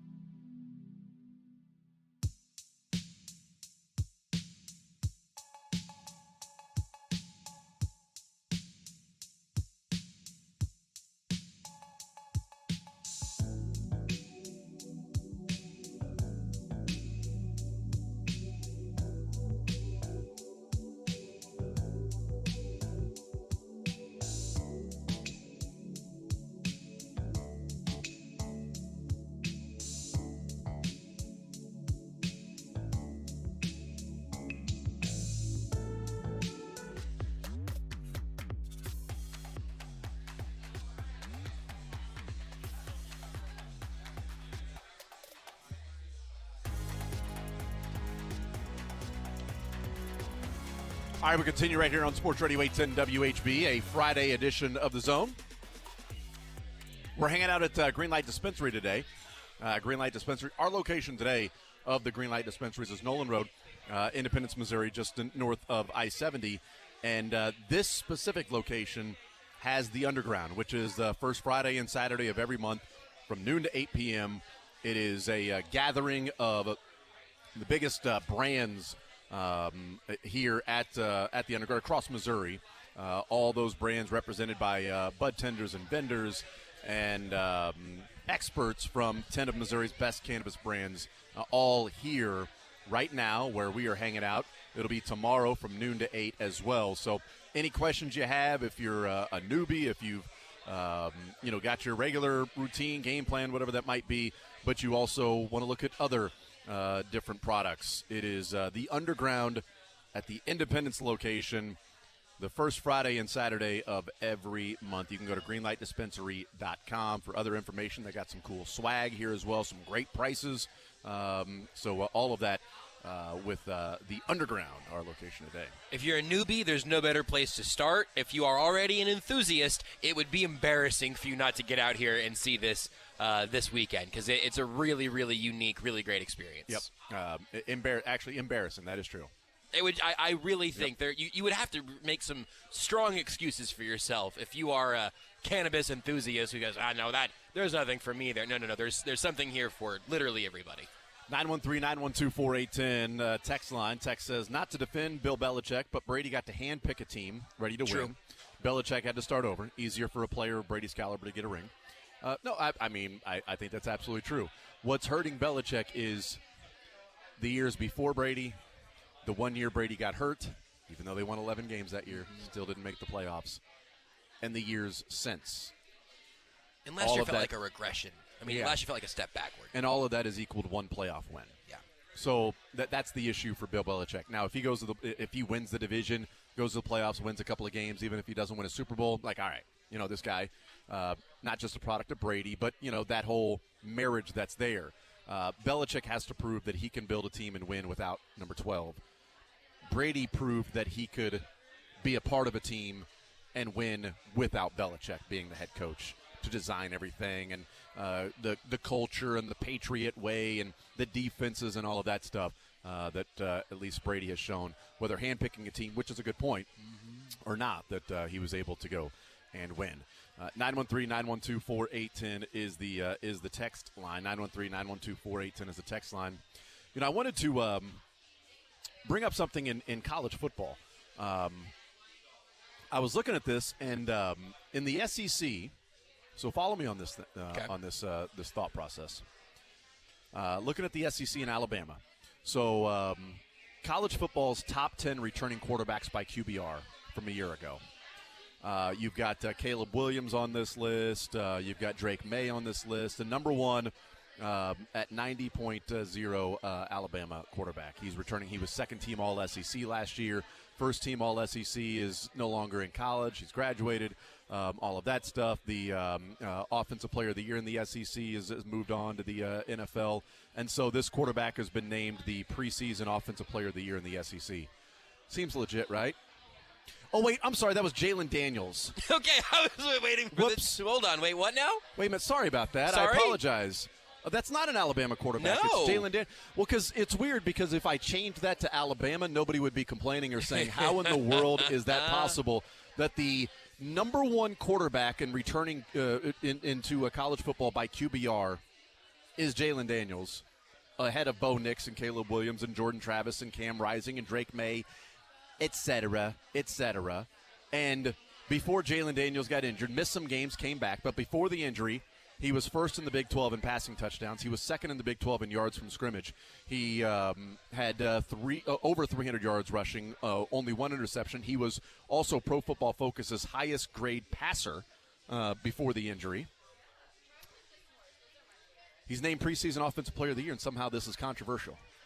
It is kind of odd because that has been the full life cycle of these 2 days of the Big 12 preseason awards and rankings and everything. like there's a real strong disagreement across various little sects of SECTS of the rankings and the not just the reporters and everyone who votes on those things, but the public at large. I saw Jalen Daniels preseason Big 12 Offensive Player of the Year and went, oh, nice, cool, awesome. You know what? That's a neat honor, and it's cool that KU football has some expectations to it right now, all of that. The things that followed the next, 6 hours on Twitter or whatever, I did not expect because it didn't seem that outlandish to me.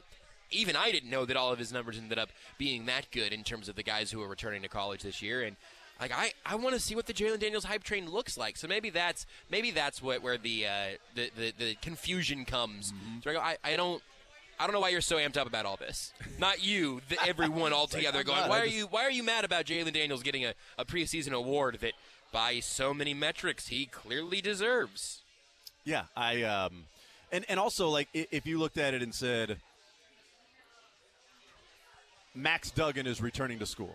So let's say Max Duggan's at TCU, and Jalen Daniels was named Offensive Player of the Year preseason.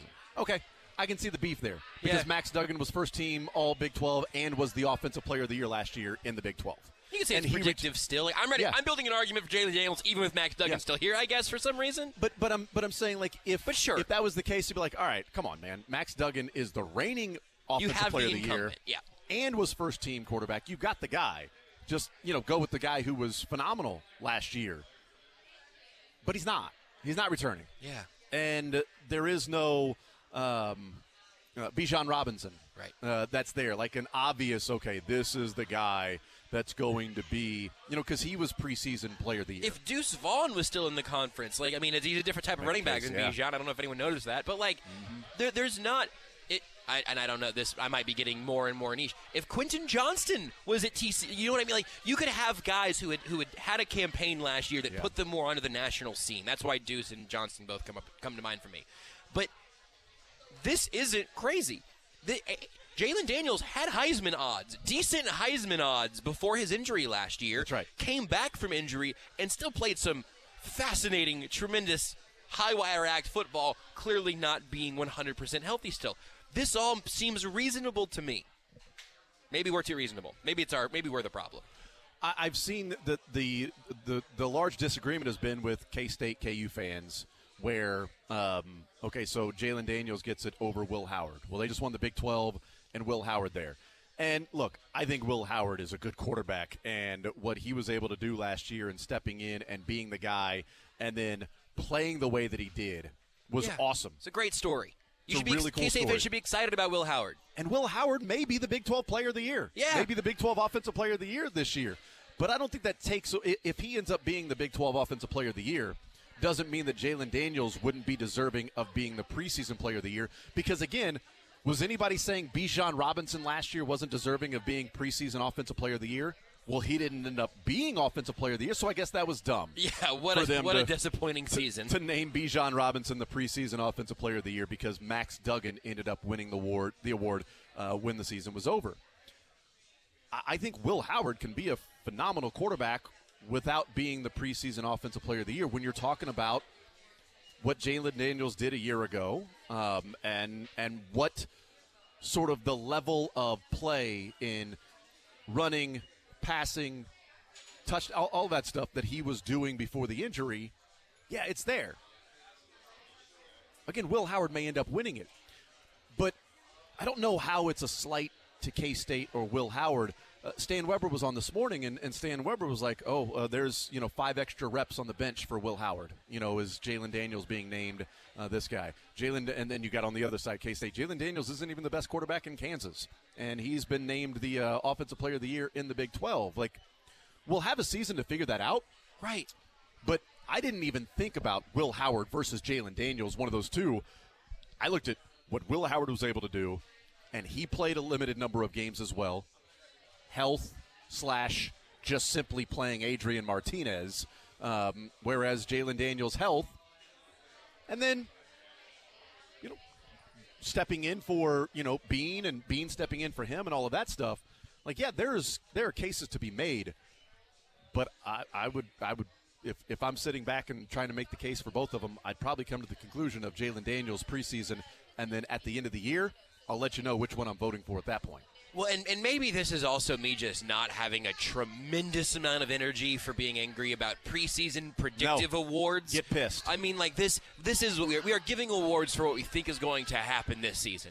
What a wild – I mean, like, the Chargers would be reigning AFC West champions 15 years in a row at this point if we did the NFL this way.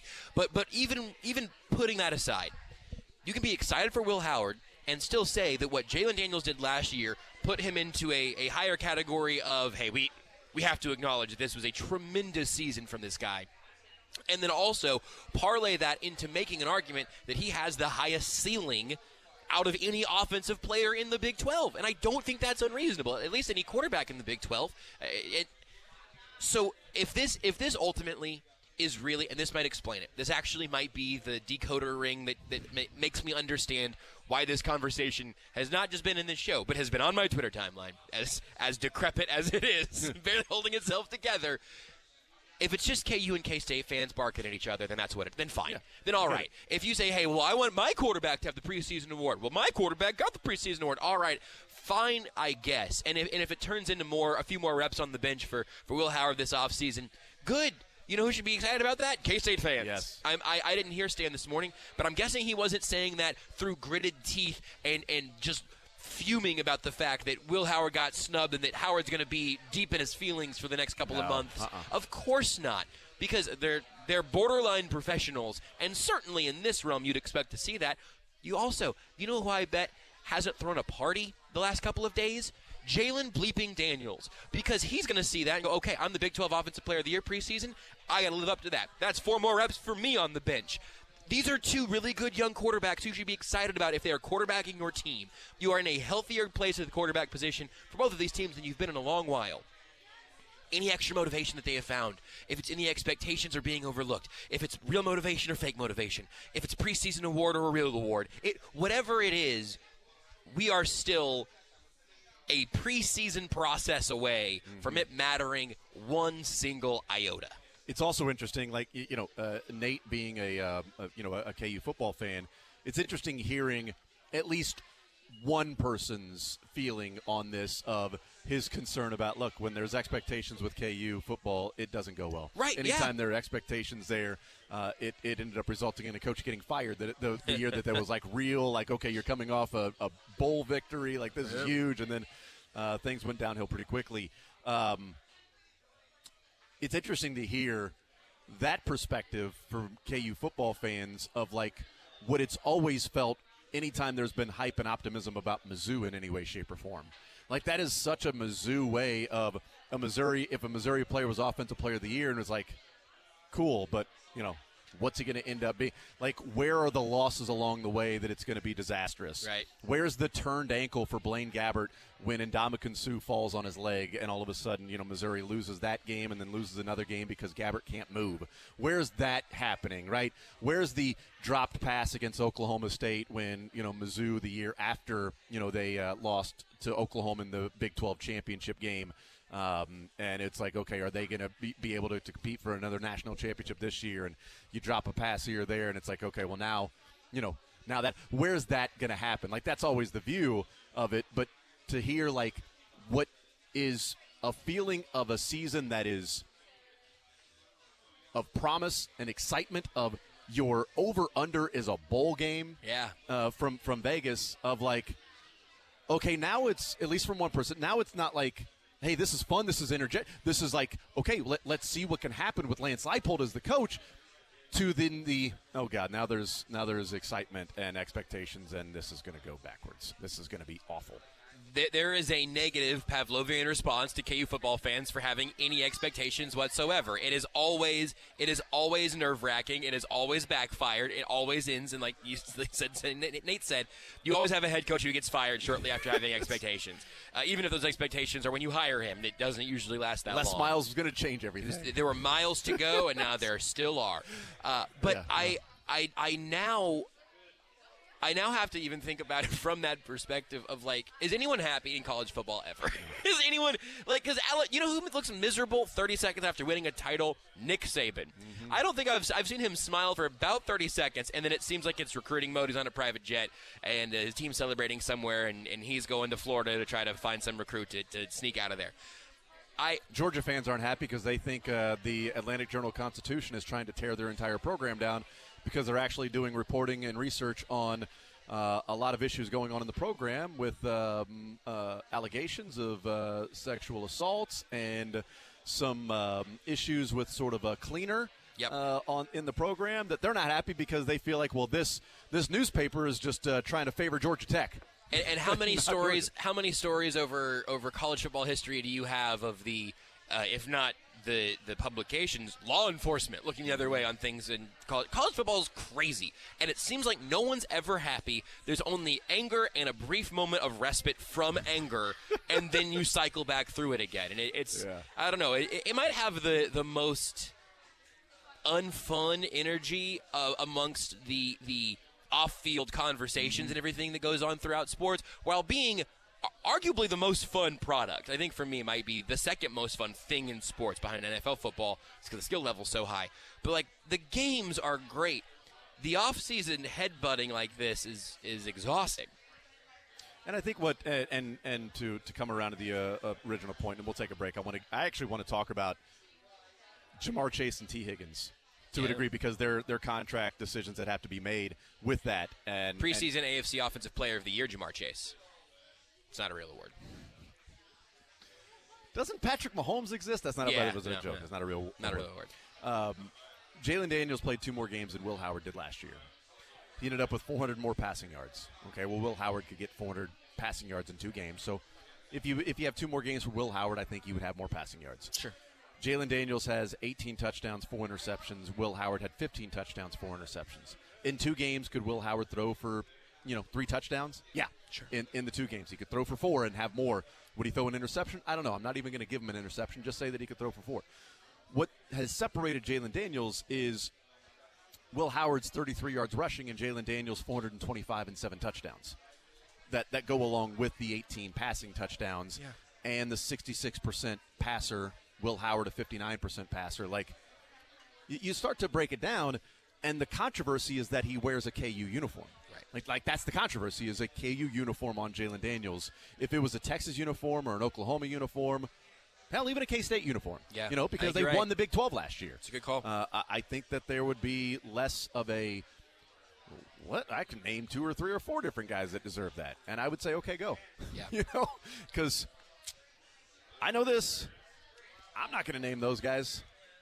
I'm not going to come up with 3, 4 different guys that should get Offensive Player of the Year over Jalen Daniels. But if you change the name and change the jersey and you just look at sort of the numbers, that blind resume that we like to do in college basketball, I think the conversation may be different. But what it has done is in June and now into July, we're that spark of the KU K-State rivalry, of the no longer of KU going, blah, whatever. I know we're going to lose. Who cares? Oh, yeah, you beat the team that sucks, whatever.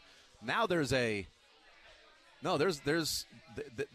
some venom of K-State going, you know what, bleep you. You shouldn't get some shine. We won the freaking Big 12 last year. Yeah. You're getting shine? Well, you're picked to finish second. You got the second most first place votes there. But Jalen Daniels, Offensive Player of the Year. All right, well, bleep you. Now there's no. Now there's no longer patting on the head. Now I'm pissed. No, let's go. Let's settle this on the field, which they get to do, which is great. But there is an added element of that rivalry back to where it was at one point before the long, dormant run of KU football, post-Mangino to then Lance Leipold in his very short 2-year run at KU. It's nice to have KU and K-State both good and relevant enough for this beef to feel like it means anything. Yeah.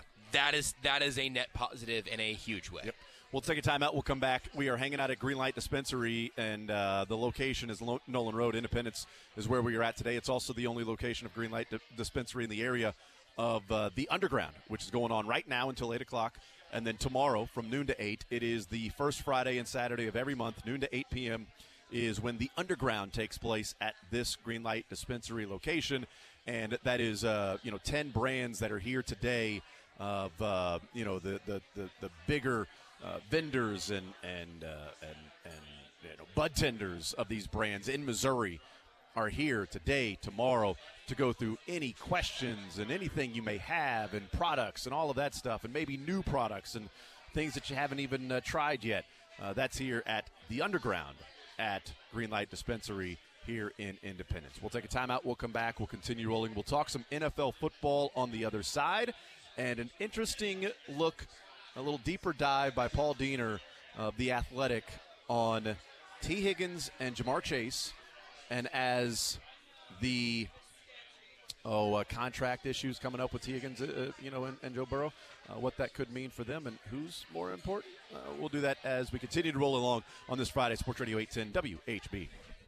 You're in the zone with Jason Anderson on Sports Radio 810 WHB. All right, so UFC 290 coming up tomorrow, and it is going to be big. There are two champions that enter the octagon in Las Vegas, but only one will leave the top dog.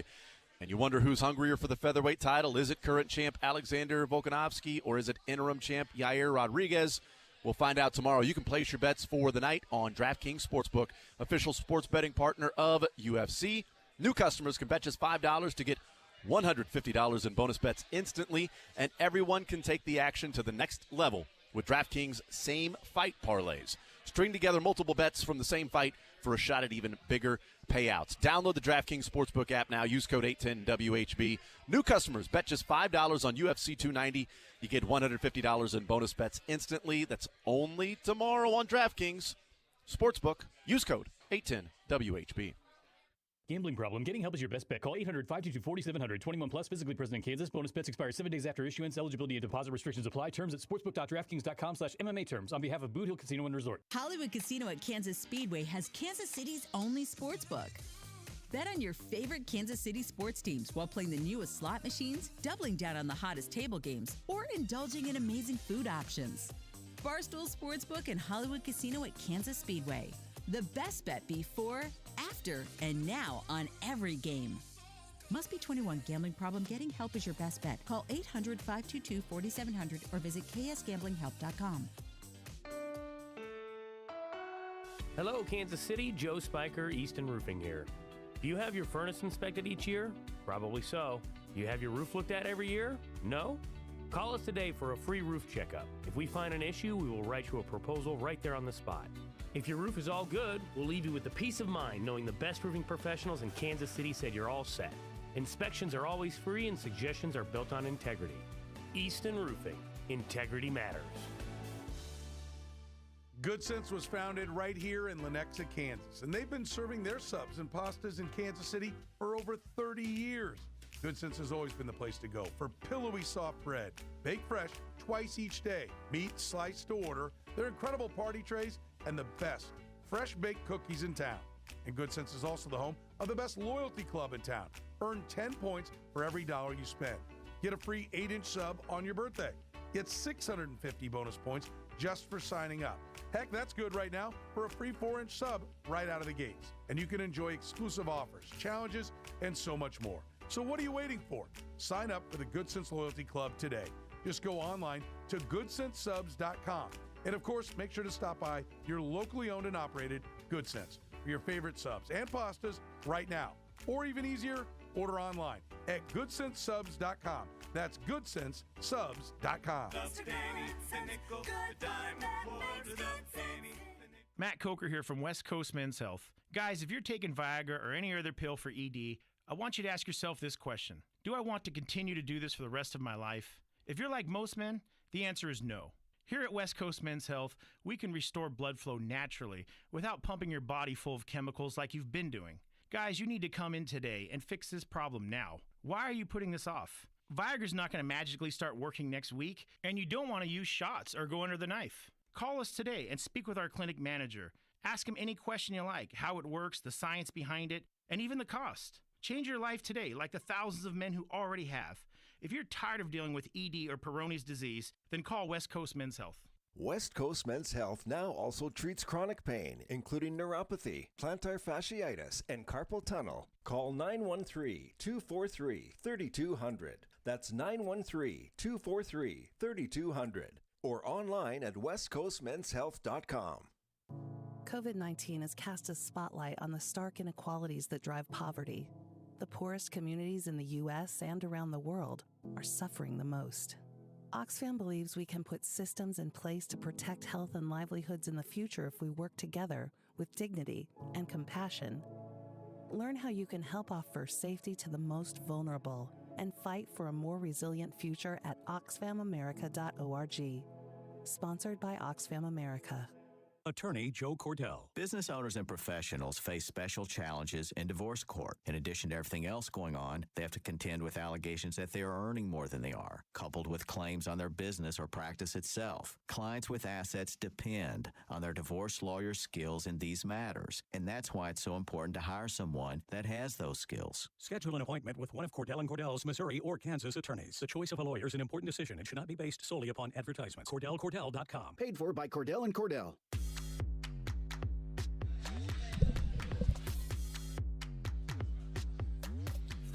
All right, a Friday edition of The Zone right here on Sports Radio 810 WHB, heading up until 2 o'clock. We are hanging out at Greenlight Dispensary, Independence location, Nolan Road, just north of I-70, greenlightdispensary.com, and we're here for the Underground, which is at this location only. The first Friday and Saturday of every month from noon to 8 is the Underground. So that goes on today until 8 o'clock, and then tomorrow, noon to 8. And if you've just recently been looking into cannabis for the first time, or you've got that full game plan ready to go either way, the Underground is a place to be because they have 10 brands here today, all represented by bud tenders and vendors from those particular brands. The Underground has experts from 10 of Missouri's best cannabis brands equipped to give you a tremendous education on the products and any different questions that you might have. So if you know what you like, hey, great, you can come here and maybe find something else. If you have no idea, hey, great, this is a great opportunity for you to come and have sort of that educational session to see what is going on here. Great prices as well. They got some cool swag giveaways. It is the Underground Greenlight Dispensary on Nolan Road in Independence. Headline seems worse than actually the story. Yes, it does. But you should read the headline. And it's not a clickbait headline either. No. It is an actual headline that tells the story, but sounds worse than it is. AP, about 20 minutes ago, report Phillies Royals owners join Major League Baseball relocation committee. Now, I hear that, and I go, okay, so hold on. Is this some negotiating tactic? Is this John Sherman? Is this, saying that, hey, we don't have to be in Kansas City? Then you read the story. It says, Philadelphia Phillies CEO John Middleton and Kansas City Royals CEO John Sherman will serve on Major League Baseball's relocation committee. They join Milwaukee Brewers chairman Mark Adanasio, picked last month by Rob Manfred. The group is going to evaluate the Oakland A's application and if they are going to move to Las Vegas or not. Kind of an interesting sentence. Define the new operating territory and television territory, making that recommendation. Because you have to have a home territory for all of those things. So they will help evaluate whether the franchise should move to Las Vegas. That's what they're doing. Much different than when I read the headline and John Sherman is joining Major League Baseball's relocation committee. My thought was, all right, come on, man. All right, thou doth protest much is really what I was going. That was going to be my first reaction of. Certainly, there's concern if there was even that thought process at all of let's explore different cities, but that's not what's going on. The irony is that they chose Philadelphia and Kansas City, which is where the A's were at previously. Philadelphia to Kansas City to Oakland. Weird. So that's odd. And then when I saw Milwaukee, well, Rob Manfred was in Milwaukee holding a press conference talking about relocation if you don't help out with Milwaukee Stadium because, Nashville could use a team, all of that stuff. So when I saw that Milwaukee was on it and then John Sherman's joining that, But then reading the whole story, luckily, so that's why you read the whole story. Reading's important. It certainly feels like much ado about nothing because the Phillies ain't moving anywhere. Yeah. So I've got one question that popped into my head that's now I think completely irrelevant, no longer relevant, became not relevant, which is it's retractable. Would they have to apply? I'd like to retract this statement. Dang it! Good work, Jake. Would they have to apply for relocation and move to Kansas? To Kansas City, Kansas. Would that be a relocation? That one doesn't matter. I don't know. No, it's a different state. It's a different city. I don't think it would be. But it would. But we've had teams move to suburbs and stuff before, so probably. But the state is kind of interesting because the owners have to vote on the new location, or if a team relocates. Right. So the owners have to approve the A's going to Vegas. If the A's went over to San Francisco, I don't think they would have to approve that of them. It would just be, okay, this is the city, the area that they're in. Like, is there just a broadcasting area, right? A broadcasting. Right. Is there a little pocket, a little bubble of that branch out? Yeah. WHB covers 47 of the 50 states. Oddly enough, it goes right around Canada. Yeah, it's crazy. All the way up to Alaska. Reach up, grab Alaska. It's weird. So that would be the broadcast area. Like, is there that certain location of this counts as proper, the suburbs, the area, that if you move and build a stadium anywhere within that part of it, there's no relocation. I mean, the Braves went from the suburbs to downtown to the suburbs again. That's true. That's but true. They didn't move states. But it's all in Georgia. At least in some other sports, I think. I mean, we talked about the non-retractable roof stadium in New Jersey, where the New York Jets and Giants play. So at least football. Yeah. I don't know about baseball. But from irrelevant to tongue firmly planted in cheek here, Rob Manfred, look at the job John Sherman's done so far and been like, he should be in charge of giving more feedback about moving teams. Like that. It's not totally fair because John Sherman's entire background might have some things in it that make him a really good CEO and a good feedback giver and good at helping figure out where the A's reach in Vegas should be. That's why the TV thing is interesting. Yeah. It's just because it's like the TV side is such a fluid part of baseball right now because it seems like every deal is kind of up in the air. And I'm just there are more blackouts than there are places you can watch the Royals, it feels like. But John Sherman proved to baseball that he has his finger on the pulse right now. That's interesting. When Clark Hunt's on the financial chair of the financial committee, that seems like a gold star on how the league looks at him. He's a lifer in the ownership of a team in the NFL. Right. He grew up in it. But John Sherman, I mean, he's been in baseball obviously, but he just became a majority owner in the scheme of ownership yesterday in the scheme of how teams change hands. And I don't feel like his sort of stadium posture has been particularly strong. So I think it's kind of interesting. Nevada's legislature approved providing $380 million in public financing for a proposed $1.5 billion, 30,000-seat ballpark with a no. Oh, yeah. Oh, yeah. What's that word? Retractable roof? Oh, how about that? That's what it says, and you would never even know that you couldn't say that word yesterday. Yes. Why don't they retract that? Retract was never really a problem. It is able to retract. Exactly. That's what it can do. This roof that they're going to build on a stadium, not just a roof randomly, but on a stadium for the A's, they have approved the financing of $380 million, which is interesting that they've approved $380 million to get the team to relocate. Mm-hmm.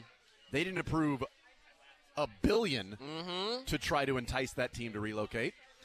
They approved roughly what John Sherman is saying that he would like Jackson County voters to approve, which is $300 to $350 million. They approved a little bit more for the extended tax of the 3/8 cent tax.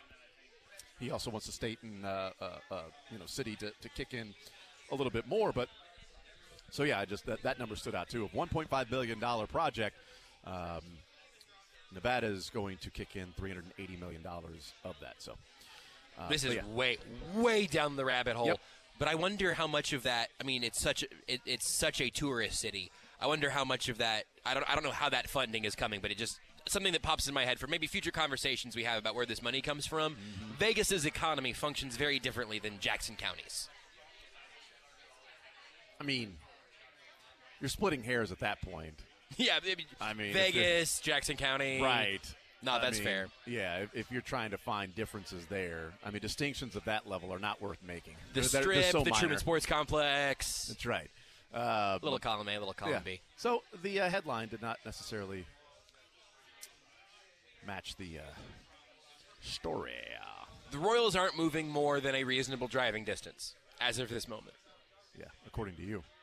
According, I will report exclusively. A couple of other little nuggets before we take a break and hear the cuts. So, Paul Diener, the Nate Taylor of the Bengals and the Athletic.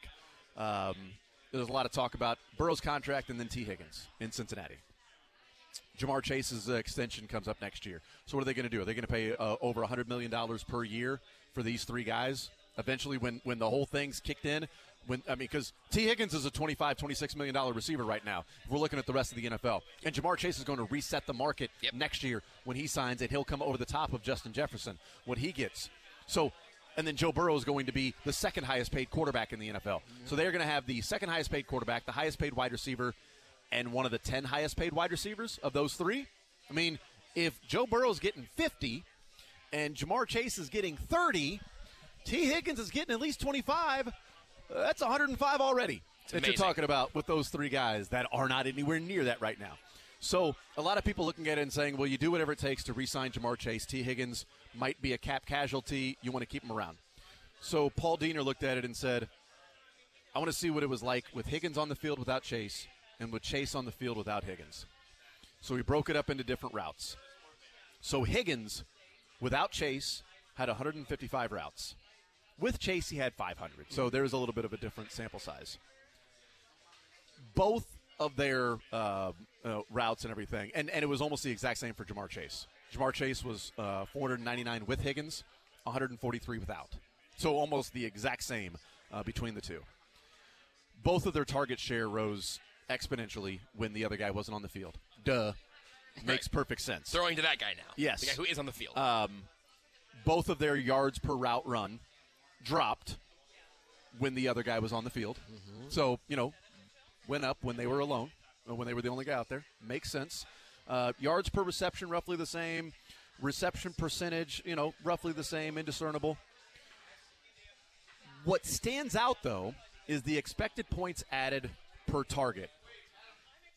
That T. Higgins, when Jamar Chase is on the field, the expected points per target is 0.32. When Chase is not out there, it's 0.39. Okay, it went up without Jamar Chase. Cool. Jamar Chase, with T. Higgins on the field, is 0.3. Without T. Higgins, is 0.08. Not a typo. It drops by 0.2 of an expected point per target when Higgins isn't out there. He's triply more effective with Higgins. Higgins is more effective without Chase. Chase is less effective without Higgins. By a lot. It's surprising is what it is. Doesn't mean that, hey, you let Chase walk and you go and sign T. Higgins. But I think it's another level of the value of what T. Higgins brings to the Bengals. And it isn't just Burrow's healthy, they got Jamar Chase, and now they're Super Bowl contenders. Yeah. That T. Higgins is a number one receiver. He's just a number one receiver where he's getting the number two receiver target share in Cincinnati because Jamar Chase is also there. And I think from the Chiefs' perspective, at the very least, the most interesting point it isn't even just, chicken and egg Chase Higgins. It's, so what happens when one of those guys does walk? And what is this offense really? And, I've come around a pretty far distance on Joe Burrow to say, hey, he's a legit, excellent NFL quarterback who I would consider myself a fan of at this point. But he also has some great weapons around him who seem to feed off each other. I think they're absolutely going to prioritize Jamar Chase. And this is even another little split off. But if they would have won a Super Bowl, if they would have beaten the Rams, this would have been the offseason to trade T. Higgins. Yeah, you're right. And you can be building your dynasty one at a time. You can cheat off the Chiefs' Tyreek Hill trade chart and say, you know what, he's not Tyreek Hill, but I bet we get a pretty good return and then not have to pay him when we pay Burrow and Chase. But they haven't won one yet, and so it would be I don't think I would have done it this offseason if this feels like my year, which is kind of what it feels like for the Bengals. And the difference between, the Chiefs had Kelsey and Tyreek, and so they had their big three. Mahomes, Kelsey, Tyreek. Mahomes, Tyreek, Kelsey, whatever. they've got their big three with Burrow, Chase, and Higgins. The difference is what we talked about last week with Matt Derrick. Yes. Is that Travis Kelce is a wide receiver with wide receiver numbers as a tight end, so he's making $14 million per year. Yep. Higgins and Chase are both receivers, so you are going to pay both of them double of what you're paying Travis Kelce. The Chiefs couldn't keep Mahomes, Tyreek, and Kelce, along with Chris Jones and things like that, and then build a 1 through 53. The Bengals want to keep Burrow or Mahomes, Tyreek. Right, yes, is essentially what they would have to have. And that's going to be difficult because there are going to be tough decisions that have to be made elsewhere on that team to keep those three together long term. And they've already paid a decent amount of guaranteed money to Orlando Brown Jr. You want to have a good offensive line for Joe Burrow to work around.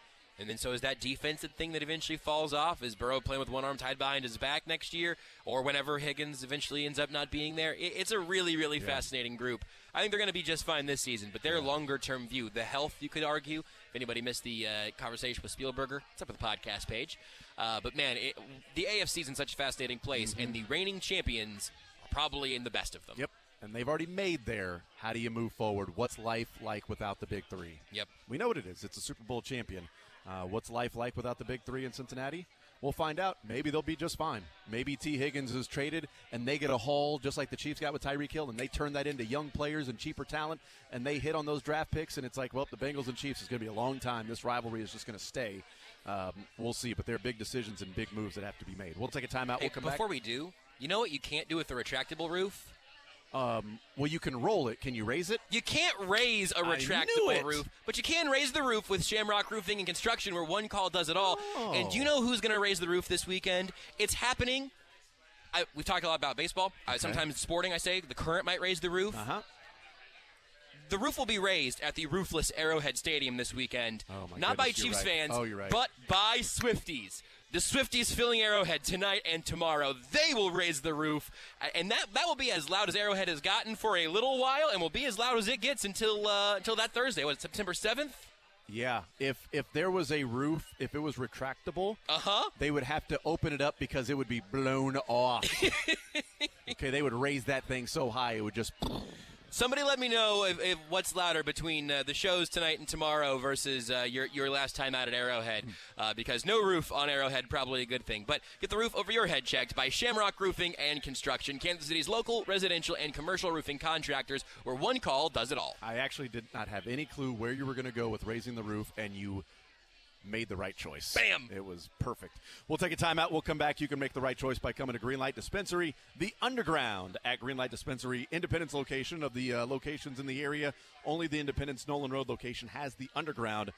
The first Friday and Saturday of every month from noon to 8. They have the 10 different brands here today, and they've got the bud tenders and vendors from all of those brands, and it's the foremost experts with those cannabis brands are here today, tomorrow, the first Friday and Saturday of every month from noon to 8 at this location, Nolan Road, with all of the educational, questions that you have can be answered. It's at Greenlight Dispensary. You can go to greenlightdispensary.com, but this location, Nolan Road in Independence. We'll take a timeout. We'll come back. Cuts next. Take the show with you by listening live on 810WHB.com, in the 810 mobile app, or by subscribing to The Zone wherever you get your podcasts. Football season is almost here, which means now is the time to lock in your Chiefs tickets for the upcoming season from my friends at Tickets for Less. Head over to ticketsforless.com today to find the best selection of tickets to see the Chiefs host the Lions to open the NFL season on September 7th. And at Tickets for Less, you always get that transparent, upfront pricing with no fees, meaning there's no bloated surprises at checkout like you see on those other sites. Don't waste your time with those other sites. Shop today and save at ticketsforless.com. My son was born to play soccer. He's only 7, but look at that form. No, other way, buddy.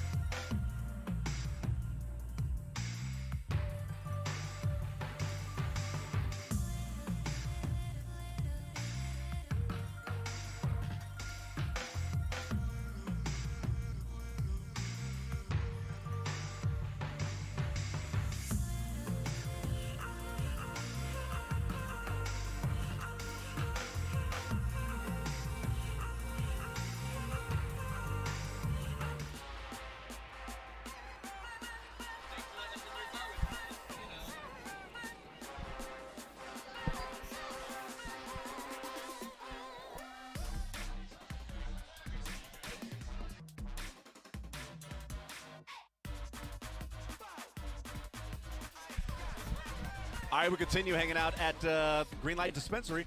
The Zone hanging out here. The Underground at Greenlight Dispensary. First Friday and Saturday of every month from noon to 8. Nolan Road location in Independence. The Greenlight Dispensary, the Underground. Today until 8. Tomorrow from noon until 8. If you're a cannabis connoisseur, this might be the best spread you've ever seen all in one place. If you're a brand new newbie, come on out and ask some questions to the experts here from each of the brands they've got out here. Really, really cool event. Really happy that we got to be out here for this edition of the Underground. Well, it was a short week this week. We only had 3 shows. Yeah. So I'm not sure what we get out of the cuts. But let's go ahead and listen in to the cuts, Drake. Go ahead and take it away. Let's see what we got. Would you be surprised if I told you that this is the lowest Bill Barnwell's had them ranked? No, because I said that yesterday. So it would not surprise me.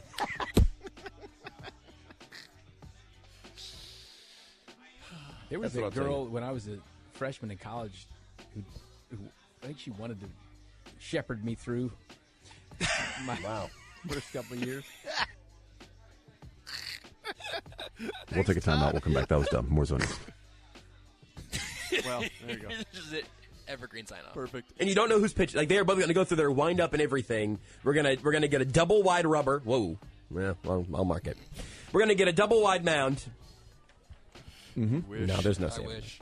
When you get a good snake that just keeps growing and growing and growing, and you're like, that is pretty. That's one out of crazy. every 20. The other 19 You're not wrong. just You're don't not even wrong. start. When you get a good 1 out of every snake 20. that just keeps growing and growing and growing and growing and growing and growing and growing and growing and growing and I growing didn't say and that. Hold on. That seems like weird. it's... Huh. How'd that happen? I want to see Travis Kelce and what dance he's going to do after he scores a touchdown. And I like it. And I know my wife likes it. She likes it a lot. But I look forward to that. What's he going to shake after this touchdown? When you get a good snake that just keeps growing and growing and growing and growing and growing and growing and growing and growing and growing and growing and I know you weren't paying attention. You were getting ready to type something. What were you looking at over there? Tell the class. Stand up in front of the class. Come on. Come on, Missy B. Katie. Walk to the chalkboard with that boner so everyone can see what's going on. What do you got there? he's got an awkward-looking knob. Oh, God. I think Joey Votto has a big knob. I forgot about this. I've never marked so many cuts in more than 10 seconds before.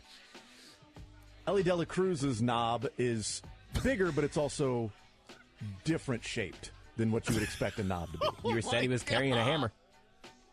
He's got an odd-shaped butt. What? Baseball managers are really annoying. The first retractable. The first retractable. Retractable. One more time, Jason.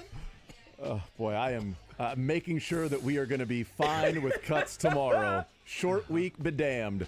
The first retractable. Yes. Nice. Retractable. The first of them, actually, retractable. Got confident. Got cocky. I got it. I got cocky there, Andrew. I got cocky. Retractable. Do you smell toast? You say the first two, and I'll say the next one. Retract. Double. Thank you. Only 3 of the 7 are open-air stadiums. So 10 stadiums built since the first retractable. Unreal. Unreal. Openable and closable roof. Retractionable. Every other stadium that's been built since 2000, well, in counting 2002, has been dome or retract. Double. Thank you. Thank you, Andrew. Thanks for being able when Jason wasn't. Oh, you didn't pronounce a word right. 12 times in a row. Drake cut off your best joke there, Jason. No, where's Kane when you need him? Where's Kane when you need him? I didn't catch that live. I caught it going through the cuts yesterday. That's right. It's good Is stuff. it retractable? Retractable. Retract. You got it. A bull. Never going to get it wrong again. Well, I know this. There's one thing that will get me to vote against the stadium in Kansas City. Mhm. If you make that thing retractable, I'm not going to vote for it. So, John Sherman, you want me on your side? It's an open-air stadium. Retractable. No problem. Yeah. Never a problem. Why is anybody even talking about this? What an amazing development, concept, and technology and science. We can take a roof, we can open it and close it. It's amazing. You know, I never really liked things to be closed in my life. I like everything to be open. I am open mind with everything. The first retractable. Really? Retractable. Got confident. Got cocky. Retractable. So 10 stadiums built since the first retractable. Unreal. Retractable. Unreal. No problem. Yeah. Never a problem. Why is anybody even talking about this? Oh my! That's my nominee for Madness next. I mean, that is in the tournament in the bracket of sound. I don't know what seed it's going to be, but it is already a qualifier. It's an automatic qualifier. I will not be retracting that nomination. Great work this week, Jason. Thank you. See, how would cuts be if if all of those things were retracted? It was a short week, but you made it feel like we were here for at least 5 days. Imagine if Ellie De La Cruz didn't have that knob. Between retractionable and knob talk, this is one of the best weeks in the zone ever. Imagine if Houston and NRG Stadium didn't build a retractable roof, and Ellie De La Cruz didn't have the odd-looking, bigger but odd-looking knob. He's got an odd-shaped Chuck, butt. Knob block. You missed my joke earlier about Robert Kraft, though. It went right over your head. So. Did it really? I'm sorry. because you were talking about Robert Kraft and making decisions, and then I said, he may just lay back and let everybody else do the work. And then you just started talking about Robert Kraft, and I thought, somebody out there hopefully got that. I don't know. I retract my missing of your joke. Yeah. Don't retract the underground Green Light Dispensary. Hey, Jayhawks fans, come out this summer to cheer on Mass Street, your Kansas basketball alumni team, as they compete in the basketball tournament for a $1 million prize. Cheer on Keith Langford, Thomas Robinson, Marcus Garrett, and more former Jayhawks legends as they compete against alumni teams from Wichita State, Kansas State, Missouri, and more. Mass Street will compete in the Wichita Super Regional at Charles Koch Arena from July 19th to the 25th. Don't miss the best summer basketball event Kansas has to offer. Get your tickets now at thetournament.com/tickets. Real people are getting real and lasting pain relief at QC Kinetics. Who would have thought that I would be in better shape now than after I got out of the Marines at 22? It's great to be active again. I've played 36 holes multiple days in a row without pain. Everything is great. Are you tired of living with chronic joint pain? QC Kinetics